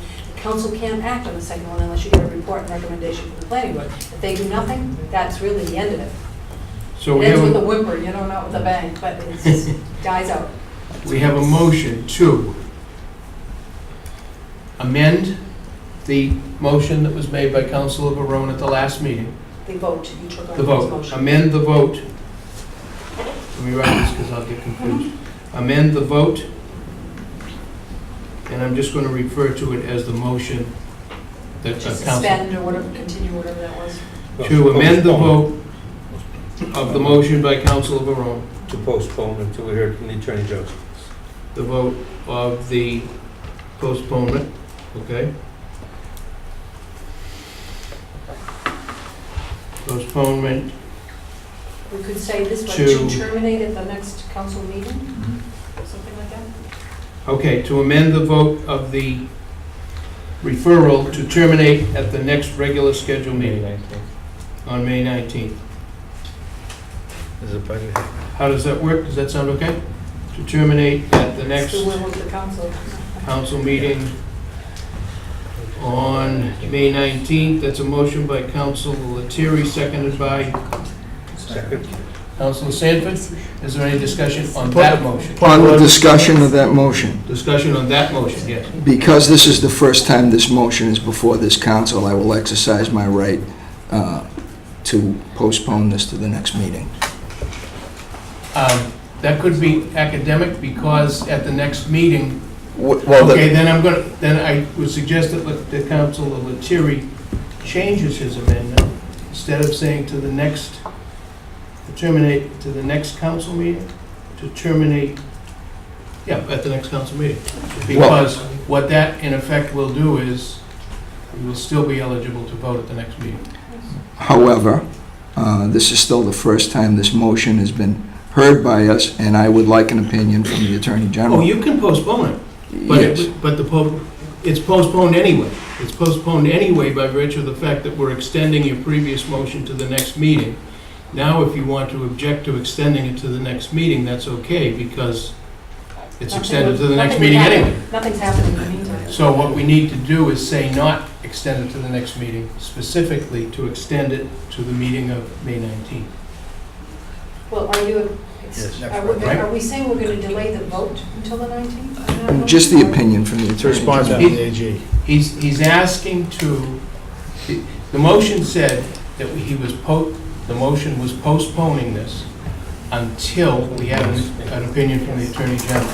Since the Attorney What- General is not going to get back. And the Attorney General obviously is not going to. Or say, Back- if she gets back, she's going to say, sorry, not my jurisdiction. So what Councilor Lettieri has suggested is that we, instead of saying till we hear from the Attorney General, until May 19th. Yes, but what I'm hearing which gives us, I believe, the opportunity, if we extend that to May 19th, we can still vote on May 19th. Even though this motion is being, he's exercising his right to postpone this motion. When you say if we extend to the 19th, we can still vote on the 19th, the question is, what are you talking about voting? Are you talking about the rezoning, or are you talking about on the Both. Both. Yeah, well, you can't. Nothing's going to happen until the 19th anyway, obviously, nothing will happen. But I think what Councilor Barone wants to do is delay the vote on changing the action on his motion, his prior motion. We're going to delay the vote. Right. Until the next I just want to hear from the It really Attorney doesn't General. really- So if he postpones it to the 19th, it expires on the 19th. We take the vote on the 19th to change it to the 19th, and then we vote anyway. Right. So it becomes academic. That's right, Correct. that's right. Yeah. So, It's- Counselor, Yeah, I understand. you understand that? Yeah, I got you. Okay, so Counselor, what's your name, Counselor Lettieri? Counselor Lettieri has made the motion that we postpone this, that we amend the motion to postpone until the Attorney General, till we hear from the Attorney General, instead to postpone to May 19th. Correct. Is there any discussion on that one? Just a point of order, Mr. President. I wasn't here for the vote of that particular last meeting. Can I vote on the amended one? Yes. Absolutely. Okay. If you're here, you can vote. If there is no further discussion, all those in favor of the motion to amend the vote of April 21st to postpone until we hear from the Attorney General, to instead say that we are postponing until May 19th. Correct? Correct. All those in favor say aye. Aye. Opposed? It's unanimous. So on the 9th, we now have passed a motion that says we will resubmit. We need to, Denise, we need to resubmit this now to the planning board before the 14 days expires. Okay. Let them know that we are resubmitting. They start their process. Simultaneously, we will vote 2 weeks from tonight, either up or down. If it votes up, it's passed. If it votes down, we can then reconsider as many times as we want. In the meantime, simultaneously, the new petition will be going. Go ahead. Briefly, I spoke to my client while this deliberation was going on, and Pardon me? what they've indicated was that they will agree to toll any listing for this property until the 19th. But after the 19th, if it doesn't look like it's going to change, it seems to me as if that process will just go on and on, very similar to this one, and we have to consider our options at that point. So Okay. I think it's important. I just want to impress upon the councils, and I respect that they vote no, or they want to continue moving along, or have Attorney General opinions, or what have you. But at some point, we have to make a decision, and it's not fair to the council, and there's a lot of time that was expended tonight, and I just, I think it's important to have this dialogue, but it really is taking a lot of resources in order to get this thing done, and we just have to make a decision at some Well, point. the decision you have to make is we did honor your request to resubmit. We appreciate that. But I think Attorney Lane has allowed us to facilitate the alternative as well. So we're not saying you're locked to this. No, I appreciate that the 19th actually expedites this. There could be a possibility this gets voted up, and again, remind the councilors who are voting in the negative that there will be ample opportunity for the neighbors to have input and discussion on the final design of this project with the planning board process. This only allows us to move to the next level. That's all we're asking for. If the council feels, if the councilors who are in the opposition here feel that this shouldn't even move to the next level, then we have no choice but to do something else here. And that's what we're trying to impress upon. Okay, thank you. Thank you. Okay. Moving back to the town manager's report. Do you remember where we were? I'll try to. Thank you, Benson. Could we make a motion to amend the report? We make My a comments motion. very brief. If there's no objection, we'll go back to the town manager's report. We're still continuing to work with Thank you, Chelsea and Revere on collaborating on regional public health initiatives. I'll be attending a summit on climate change next week. I met with some folks, Jim Fabiano, Don Sargent, and Dan Massaro, to discuss surface replacement for the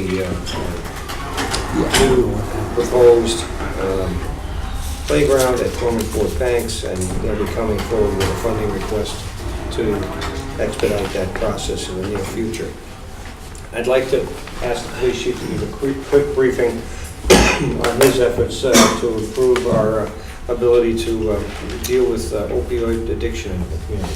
Sure, thank you very much. I had the pleasure of joining Chief Justice Ron Keogh and Judge McDonald in the East Boston Court today, a special sitting of drug court, along with Meredith Hurley and our peer recovery coaches, and my liaison to the peer recovery coaches, Sacco Georgiarian, who is a patrol officer in the force that does the day-to-day activities with them, reporting of anyone who had an overdose in the last 24 hours. They get that fresh so they can actually go out and knock on some doors or call them to try to get them into recovery.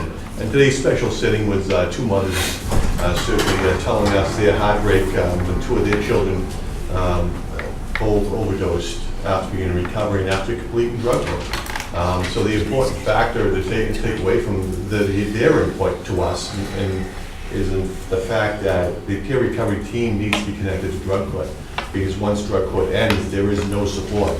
And recovery is like being on a diet, and after 30 days, and then you're off that New Year's spread, you're right back eating out of our old habits. Weight Watchers is successful. They have peer support teams, and they have online resources, and that's what we're trying to build around the drug court and around our communities. Where our hopes is to get them before they even go to court and get them in recovery before then. So while this regional opiate task force has worked well and has got us the peer recovery coaches, some aspects of the program moves too slowly for us because you have to wait for benchmarks in the report, and you can't get that until quarter 4 of that grant.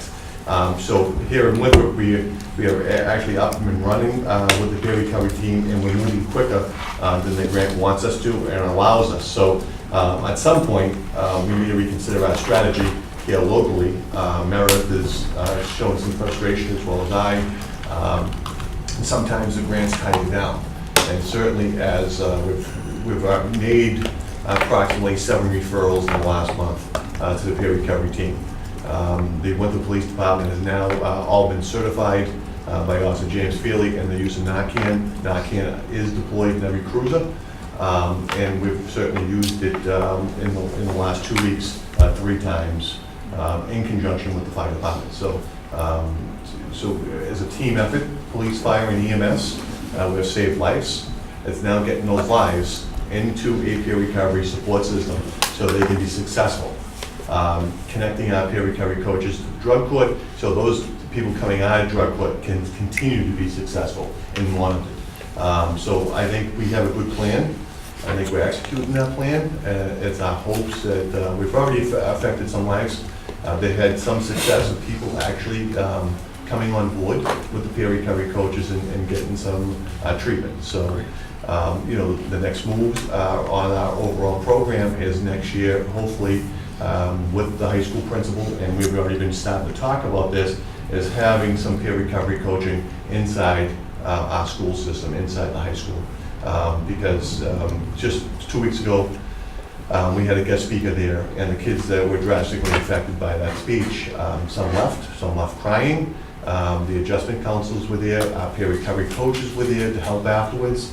But certainly, one of the most touching stories is Chris Herring spoke 2 years ago, and a student got up and said, I have been drug and alcohol free since the last time I heard you speak. So then that's been 2 years.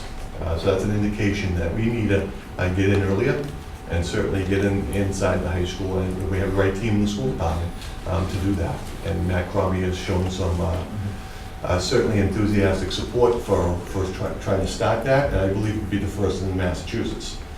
So that's where we're going with this. It's a tedious process, and it's a process that needs nurturing and may need financial support at some time. So I know Mr. McKenna has been working hard trying to get some resources in to support these programs and support Meredith Hurley in the health department. And just finally, we're working on policies on information sharing.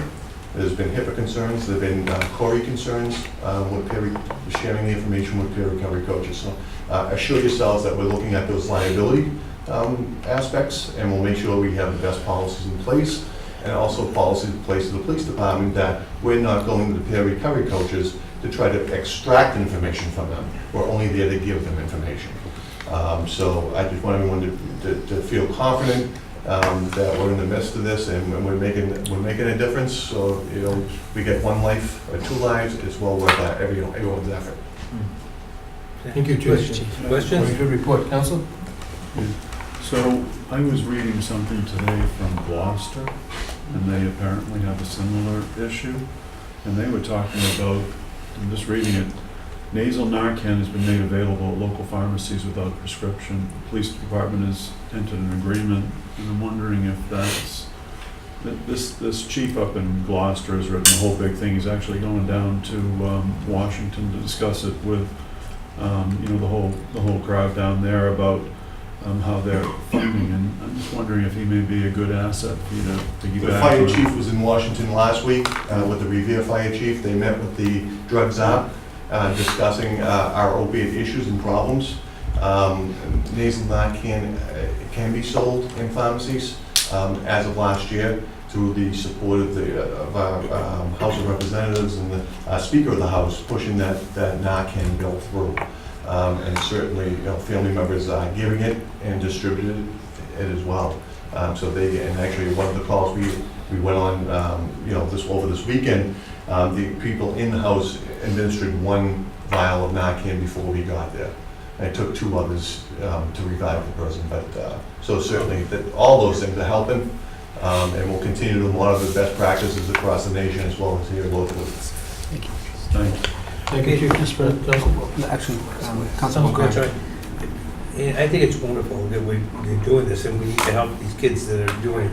We got a lot of problems, that we have a lot of adults that aren't kids that are having problems with opiates, with pills and drugs. So we have a good task force that's working on catching the people that are selling this stuff, whether it be doctors, whether it be street people. Are we getting information now that we have this program that we're using to make some arrests? Well, this program, I got to build a China wall with this program and my enforcement units, and that's what we've done. And certainly we do have, as of last year, we made a significant sweep here locally. We have active cases going on right now as we speak. And every tip we get, we do follow up on. We use the technology in which you people have supported and funded to assist us in those investigations. And so yes, we have 3 detectives that one of their primary focuses is drugs. They have other duties as well, but Detective Jaworski County and Carter. So I think we do have a great team. We work regionally with Revere, with their detectives. We go back and forth, and we share offices across lines. So it gives us that advantage. Because the best way to stop poor kids from getting into it is to end the supply. And I think that's what it absolutely is, but we know this issue is greater than arrests. We know we're not going to arrest our way out of this issue. We have to educate our way out of it as well as the enforcement side. It has to be a holistic approach. Because, one of the things the mother said today was recovering for 12 years herself. If just one person reached out to me and treated me like a human being when I was an addict, just one person said, hello, can I help you? That would have made the difference for me. So, we take those comments seriously as well and work it into our plan. We can't just rely on one aspect of this. What's going to happen, I don't know, with the CASA program, with the grant and everything now, is Pat Milano still going to be in charge of the grant? Or okay, so that's going to be transitioned and that'll be addressed? Okay.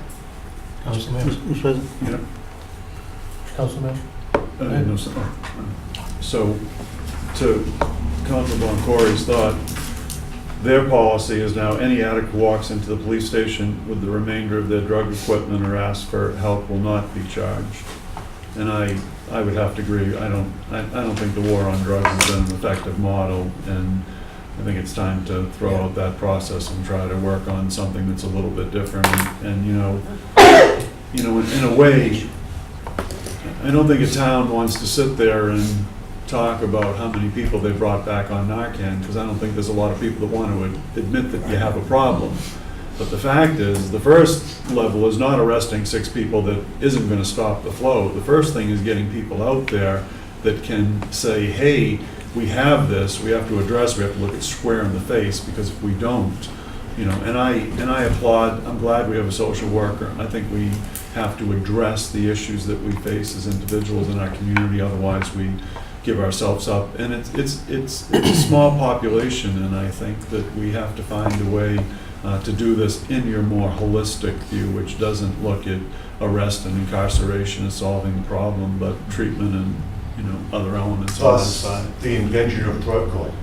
I think that's a great. The courts recognize that if someone's willing to come in and say, I need help, is to put them in a specialized court and get them that rehabilitation. And we've been doing that for years. My investigators from 10 years ago forward, anyone who come in and said, you know what, I'm messed up, I get needles, I need help, we've always tried to get them help. And we'll continue to do that as well. Mr. President? Councilor Delvin? And I know I mentioned to you briefly, Jim, and I'm not sure if I talked to you, Chief, that is the town's designee on the board of directors of CAPIC.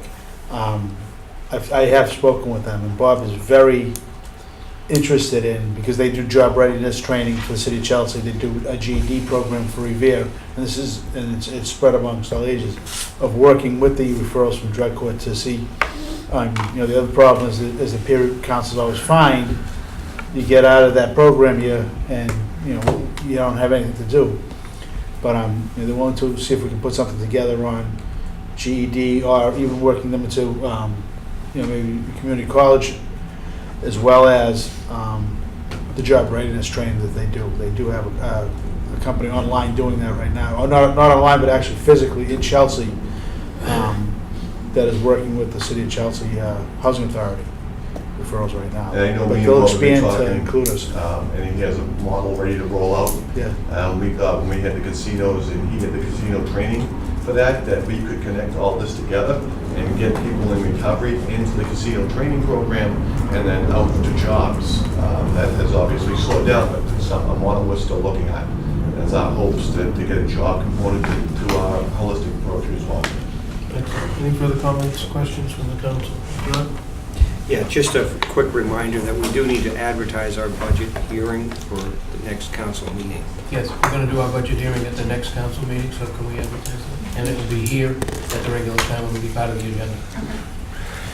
I just wanted to comment back on your budget. I got carried away there. That I appreciate the comprehensive effort and the collaborative effort. And I also like your very direct and to the point budget message. It brought the message out clearly, and I know that you've had to revise over the last few weeks. And the push for the May deadline, I'm not sure how many hours you slept, if you worked as many as the plow drivers did during the storm over the Well, this guy too, let me tell you, this guy It was the whole group of you, Yeah. but spearheaded by you, and we appreciate that.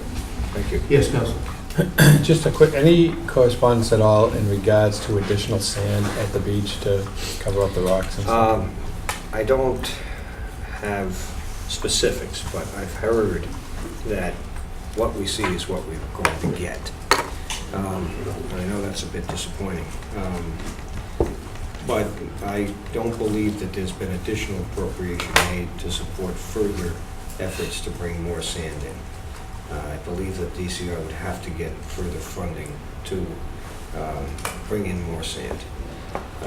So while we're all sort of evaluating the storm in the winter and what it's brought to the beach, we've been informed through boots on the ground in Winthrop that their efforts are going to turn towards more of the streetscape elements of the project and just do some finishing work on the beach itself, and that's what we hear.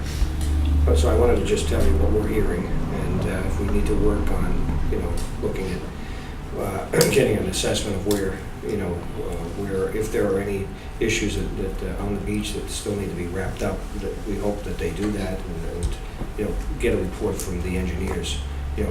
First of all, the beach is stable, and we hear that it worked this year. It did what it was supposed to do. It performed, very well. What it isn't is clearly what some people would think is a sandy beach. It's more of a barrier, beach than it is a sandy beach at this point. And we're not optimistic that more sand is coming. Is that what we've heard? I have several conversations last week and again today with this resident engineer on site. The sand is not coming. That's it. That's all the sand that was due came. They're going to try to roll the rocks back and try to flatten it out. But certainly he had requested more sand to try to top it off and make it look nice, and that request was rejected from his higher ups. So because they said all the sand that we allocated to Winthrop is gone to Winthrop, they're moving now to the stage of resurfacing Revere Street, which will start within the next 2 weeks from Shot Beach in. One side of the road will be closed at a time. There'll be no parking along Revere Street. Director Calla will be meeting with the state engineer tomorrow to go over the manhole covers and other structures in the street and how they're going to replace them or repair them. And then they'll bring that all the way through to the intersection of Crest Ave, matching the new pavement on the other side of Crest Ave and Revere and Crest. Certainly, I think that we might have to reach out to our state representatives if we want that to be reconsidered. That's the only way that's gonna happen. So just for clarification, it wasn't, because I heard they didn't run out of sand. We got all the sand we were supposed to get, it just wasn't enough? No, that was the original plan? That's the damage from the winter. Oh, okay. All those rocks, before the winter started, that was a beautiful sand beach. Okay. And then what happens is the design of it is the rocks underneath the sand. It was to roll them up and stop the waves from reaching the wall, so it wouldn't flood the street. That system that they put in worked perfectly. It's just not pretty, and it's not a beach, it's rocks. And we understand that, but as the town manager said earlier, it's a barrier beach. It was to save homes and save our streets from flooding, and that system didn't work in that manner. Thank you. Council? So this was a project that was supposed to end next summer, if I'm not wrong. That's correct. Not 2015, 2016. So the last phase of that was all streetscape work, if I was not missing anything. So in terms of budget dollars, has any budget dollars been taken? I don't know who we addressed this to. So any budget dollars been taken from the overall project? I think it was a $30 million project. Is it still a $30 million? It's not a $30 million project. I don't know what it was originally. It's a DCR project. They didn't sort of, tell us all the money that had been appropriated. They, I think, estimated that it would be in and around the $20 million range. Their bids came in, they have met their obligations, they feel, on how much sand that they were going to allocate for the site, that they certainly had permitted to remove from Saugus, has come and been delivered. And the hardscape has been developed underneath the beach, and the finger buttresses have been installed, and now they do have an element of streetscape work and road work that has to be done within their budgets. Did they share the budgets with us about how much they were allocating? No. But their plan, they showed sand all the way out and around, almost all the way to where Fort Heath comes in. And that's not there. It's not. And at the same time, what I'm getting at is they were supposed to be doing sand all this year, because that was part of this, am I wrong? There was supposed to be sand going through this year also. And whether they used it all up, or they got extra shipments or whatever it is. And I understand the beach, what it is. I'm just curious, they're giving their hands up and saying, that's it. Because, I know one thing, moving sand around, I know you have a rake, I know NWRA helps you out. I know there's problems with that sometimes too, but moving rocks around, that's a, we can't, I don't think, I'm not gonna speak for the DPW director, but I don't think we have the equipment to. It's not our jurisdiction. But that just looks like, geez, It's DCR's job to manage that beach. And so now, yeah, because it looks like we just lost a whole year of the project. Like, we were gonna finish up next year, and now we're finishing up this year, and it just seems like, what was in the middle that I missed? I think, we still have a lot of work to do. All the sidewalks on both sides, they're widening one sidewalk, all on the house side, all the way down. On the house side. On the house side. Yeah. They have sewer Yeah, piping storm to lay, work. they have wall work to do. This is still, you get another 9 months of work, 10 months of work, and then you're gonna take out the middle. You're gonna take out the middle, because they never anticipated them working in bad weather. So you're still at May or June of next year. I just wondered what I'll let the Steve missing speak to the piece structures. was. Okay. No, Steve? I mean, you covered it pretty well. I think to speak to your question, Craig, Councilman Mayo, is that the trucking of the initial sand went a little bit quicker than they anticipated. They brought that sand in quicker because although we all remember the bad weather in the last 2 months, the majority of the fall and winter were decent months, and they were working on the beach. So they got an extended period. They brought all the sand that they had allocated for Winthrop. Supposedly, now we're not subject to looking at all the tonnage sheets. We don't get that information. But as far as they're concerned, all that sand did get deployed on the beach, and it was intact. It was what they had promised us prior to the harsh winter months, the last 2 months. They turned it all up, stripped a lot of that sand away, and left us with the rock. They have promised to regrade the beach, as the chiefs spoke to, smooth out, regrade.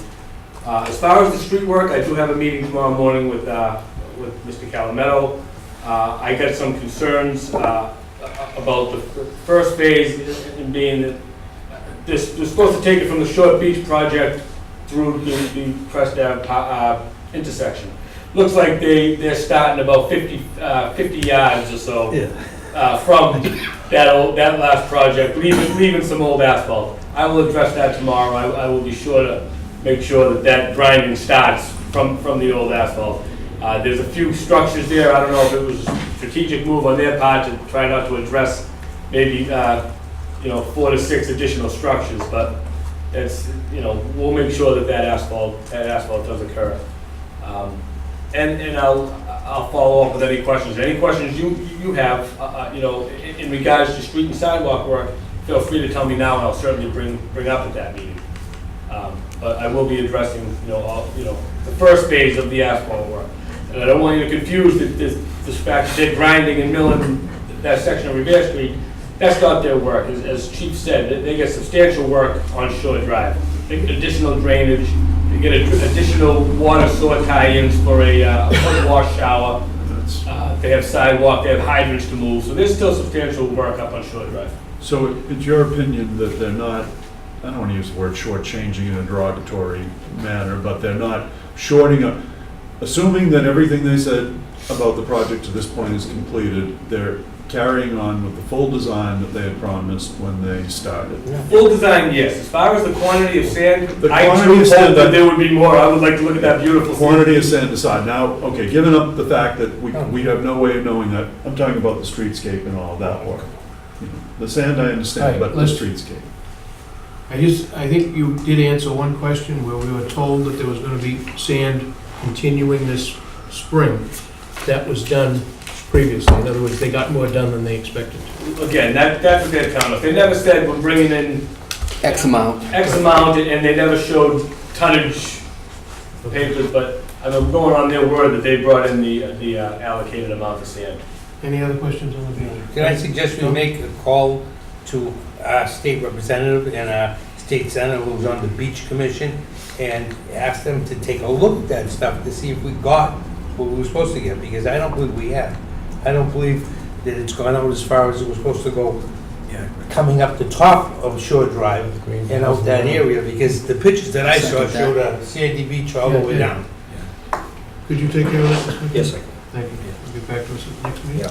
Any further questions on? Can I ask Steve a question? Steve, about the other beach, on Euro Beach, there was a truck out there for a couple of days, and they pulled away the sand from the wall up, way up the end, and they moved it down to the water. Then they stopped before they got to the middle. Mr. Sandler had asked me today if they're gonna do that middle. We will. Those front end loads are actually out there for 2 weeks, so you know. But the plovers are back on the beach.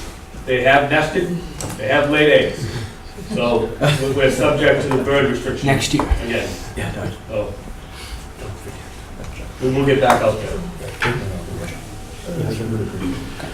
Just on the between Ural and Winthrop Beach, I had another neighbor concerned about the lagoon is filling in again, and I know that was a temporary fix we did last year, and I don't know if there's anything we can do with that, but I did say that I would address see if we can do anything with the lagoon. You remember that from last year? We certainly do. And of course, they're blaming DCR, and looking for DCR to correct the situation. I think the plovers. The sand has migrated down to fill in. Right, yeah, sand, yeah, what used to be a pool that changed every day is now water locked in there. Any other?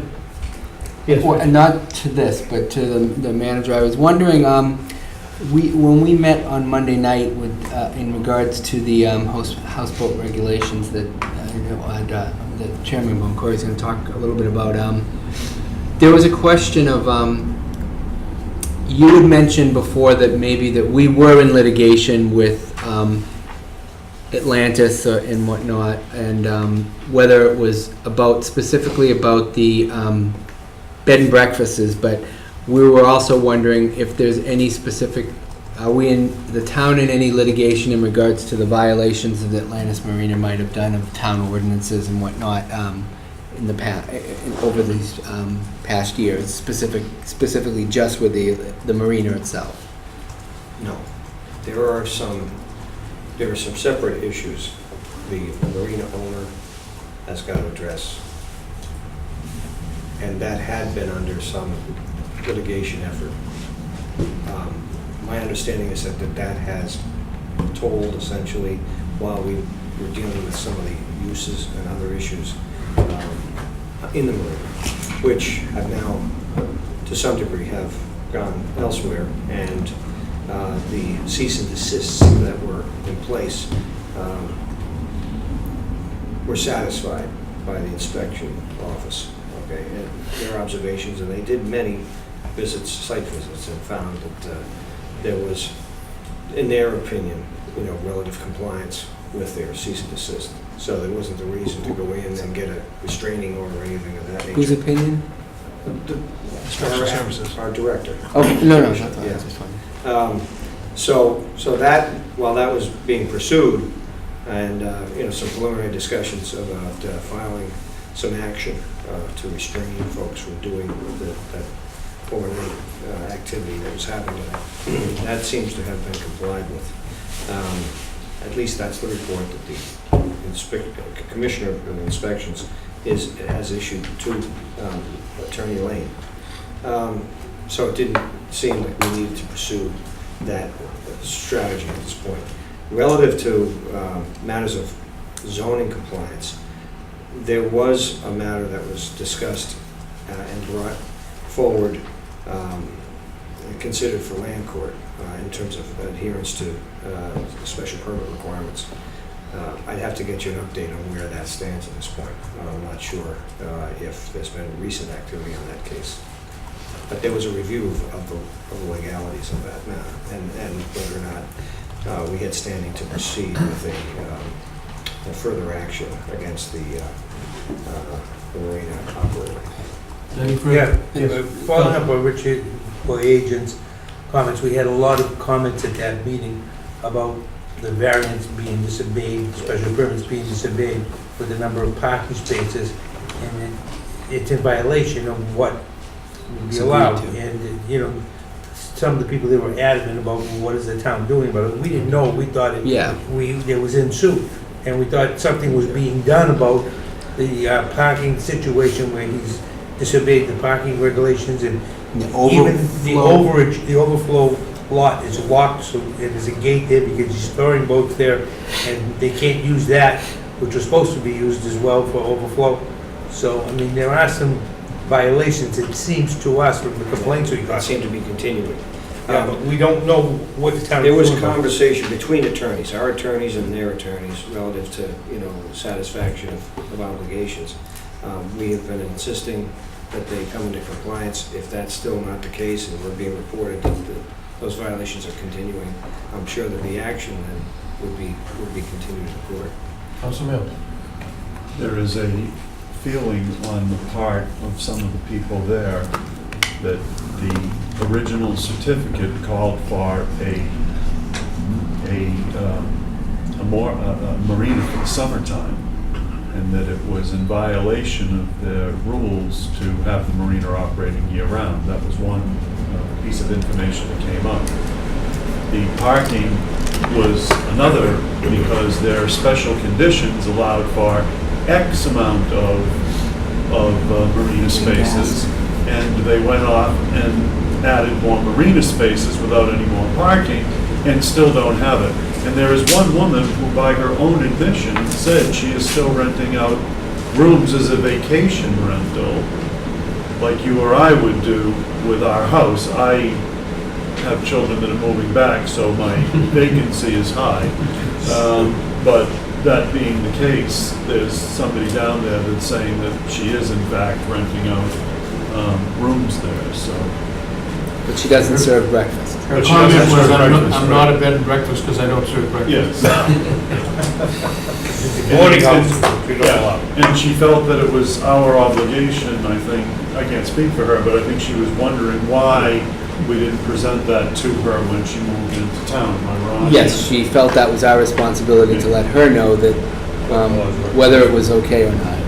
Which it isn't. That's interesting. Vice President Mail made that clear that All right, it is was. there any further comments? Well, all I can say on that matter is that I'll pursue the matter aggressively with our legal counsel. I think what you may want to look at is that parking thing, this Yeah. parking lot that was supposed to be seasonal. We're well aware of that, Okay, and that good. should have, With Sounds boat like storage he's, in the winter, parking in the summer. Giving us the wrong. Okay, any further for the town manager? Okay, moving on to the school Thank you. update. A couple of things. Chris Farnsworth, who's a teacher, science teacher at the Cummings School, has been awarded an exemplary science teacher award by the North Shore Science Supervisors Association, and he will be receiving that award this week. It's a very prestigious award. The new curriculum director, Frank Wood, discussed some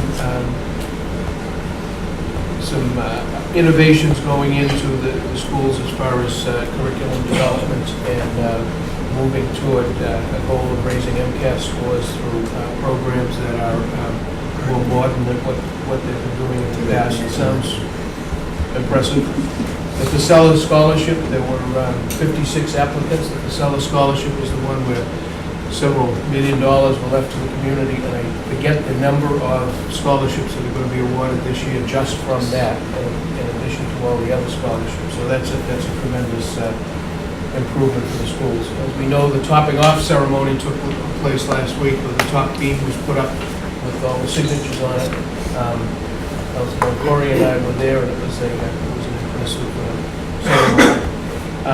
High school students, Emily Scenario and Christopher Murphy, were chosen as EPIC Service Warriors. EPIC is an acronym for Empowering People for Inclusive Communities, and it deals with young people with disabilities to actively become community leaders. And I think Mrs. Boyajian was a significant part of the success of that program with their students. Haley Holden won a silver medal for her high score in the National Latin Exam. Arthur T. Cummings student Mia Tucci is continuing her annual fundraiser for Boston's Children's Hospital. Rama Society is presenting Legally Blonde this week from Wednesday, Thursday, and Saturday. Not Friday, because Friday is confirmation day at St. John's. Boys lacrosse finished Their first week, 2-0. The boys' baseball team has picked up their third win of the season. The softball girls traveled to Nantucket, and the sailing team capped off the week, beating Landmark. Go Vikings. Grade 7 students from Mrs. Durkee's civics class competed against 8th graders, and in that competition, Winthrop students earned first, second, and third place, sweeping the competition. First place winner was Annalisa Love. Second place went to Carolyn Consicchio, and the third place to Fiona McPhail. Impressive. 7th graders took first, second, and third against 8th graders from other communities. The last Saturday, April 25th, was Winthrop's Beautification Day, as was proclaimed by Councilor Sanford, and it was a tremendous success. There was lots of things all happened on the same day. A local beautification committee, and then the group that was Winthrop Cares a couple of years ago, got together and did parks and schools. Also, the Cumming School did their own cleanup program that same day. The Belle Isle Marsh, Friends of the Belle Isle Marsh, did the Kilmartin Path that same day. So all of those things sort of came together. And the following Saturday, Rich Honan had a group down on Euro Beach, and I forget the numbers of the amount of trash that they took off of the beach that day, but it was tremendous. I was at the one at the Kilmartin place, and it's amazing the stuff that came out of there. Old tires, old metal structures and stuff like that. So it was it was really a great day. So I appreciate everybody's efforts on hopping in on that as well. So that kind of tied in with the school report. Councilman, Can we take a 5-minute break? if the council would like to take a 5-minute recess, that's fine with me. Can we come back to that? Yeah. Why, you gonna do some research over there? No. No, but you're Research wasn't the 5-minute issue. Councilor Mayo, myself were there, and there were hundreds of bags. By the way, I was gonna be there and I had to be out of town for the day. I'm sorry, I had a previous commitment, but. I think we should saw take the that pictures. 5-minute break. We have a motion for a 5-minute break. I so move. All those in favor say aye. Aye. Unanimous, thank you.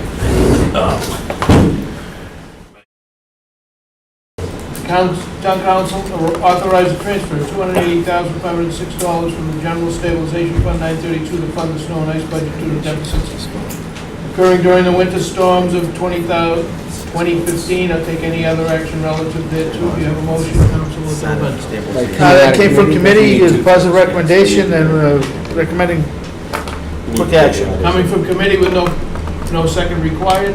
Any discussion on the motion? If not, all Yeah, those- hold on. Yep. I think you need your other members, this is coming from stabilization, so. Oh, okay. Oh, we need 6.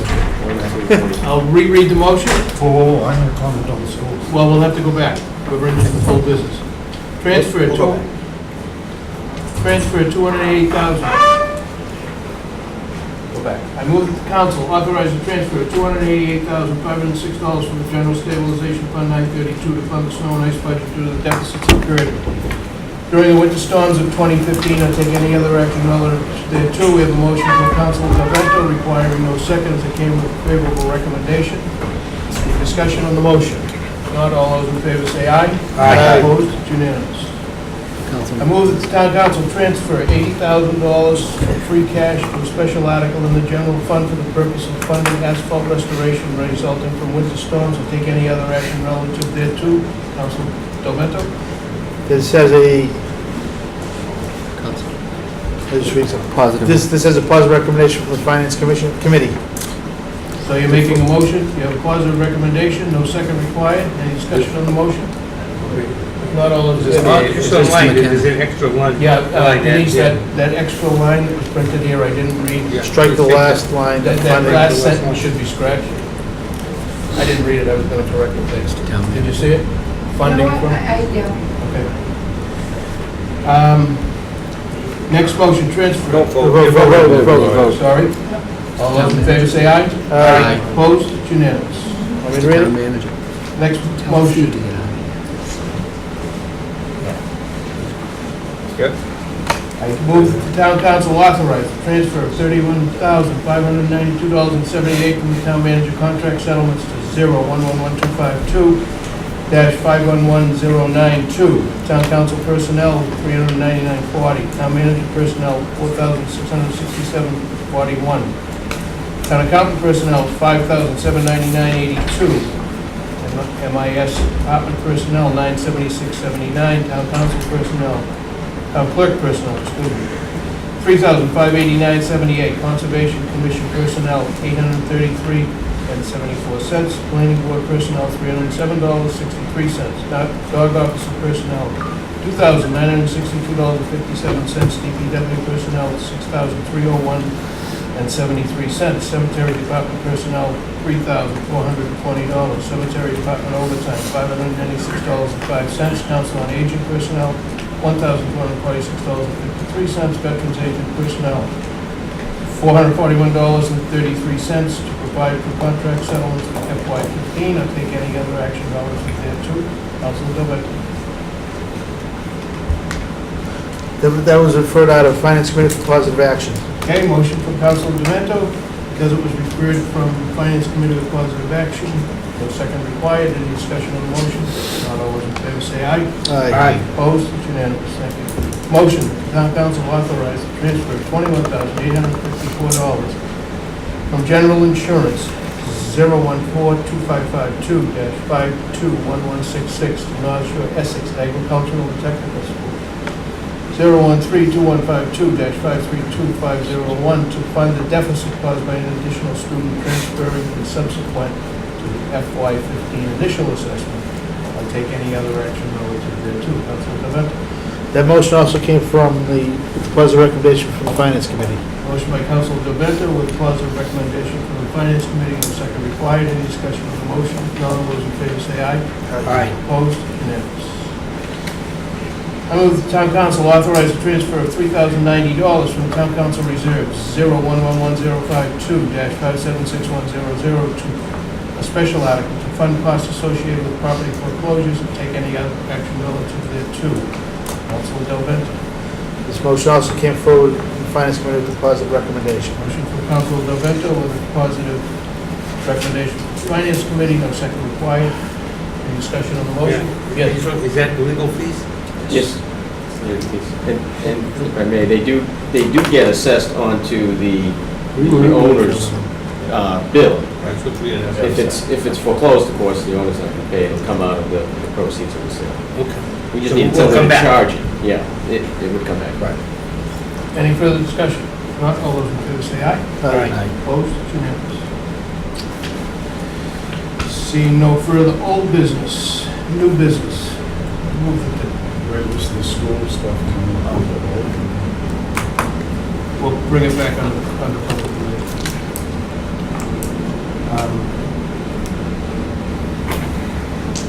Never, go back to school. Go ahead. So, as the representative to the school committee, I'd like to get a little more information from them on the 5-district collaborative that we're doing. I've had a couple of calls from people in town that are curious about what benefit we're getting from it and how it's positively affecting us.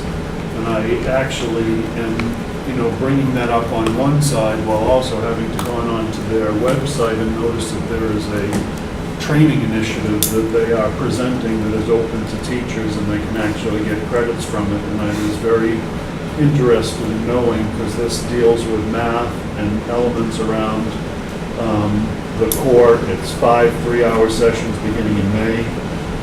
Content grade level specific. I'm just curious what, if any of our teachers took part in it, if we are in this 5-district initiative and there are parts of it that, I'm concerned about it. I'd like to know, I'm not concerned, I'd like to know more about it. I'd also like to know if this is a big part of it, if any of our teachers or administration took part in any of the training on it. You started your request as a representative of the school committee. Are you?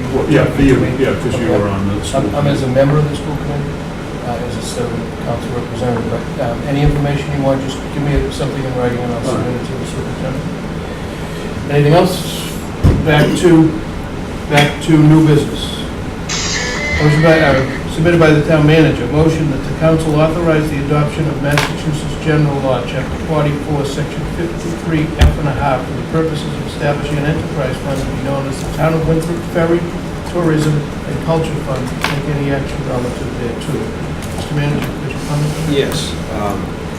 As you know, in anticipation of the ferry vessel being completed in August and in our efforts to prepare appropriately to establish a transportation service from Winthrop to Boston as a municipal operated service, we need to set up the fund necessary to allocate resources through which to perform these services.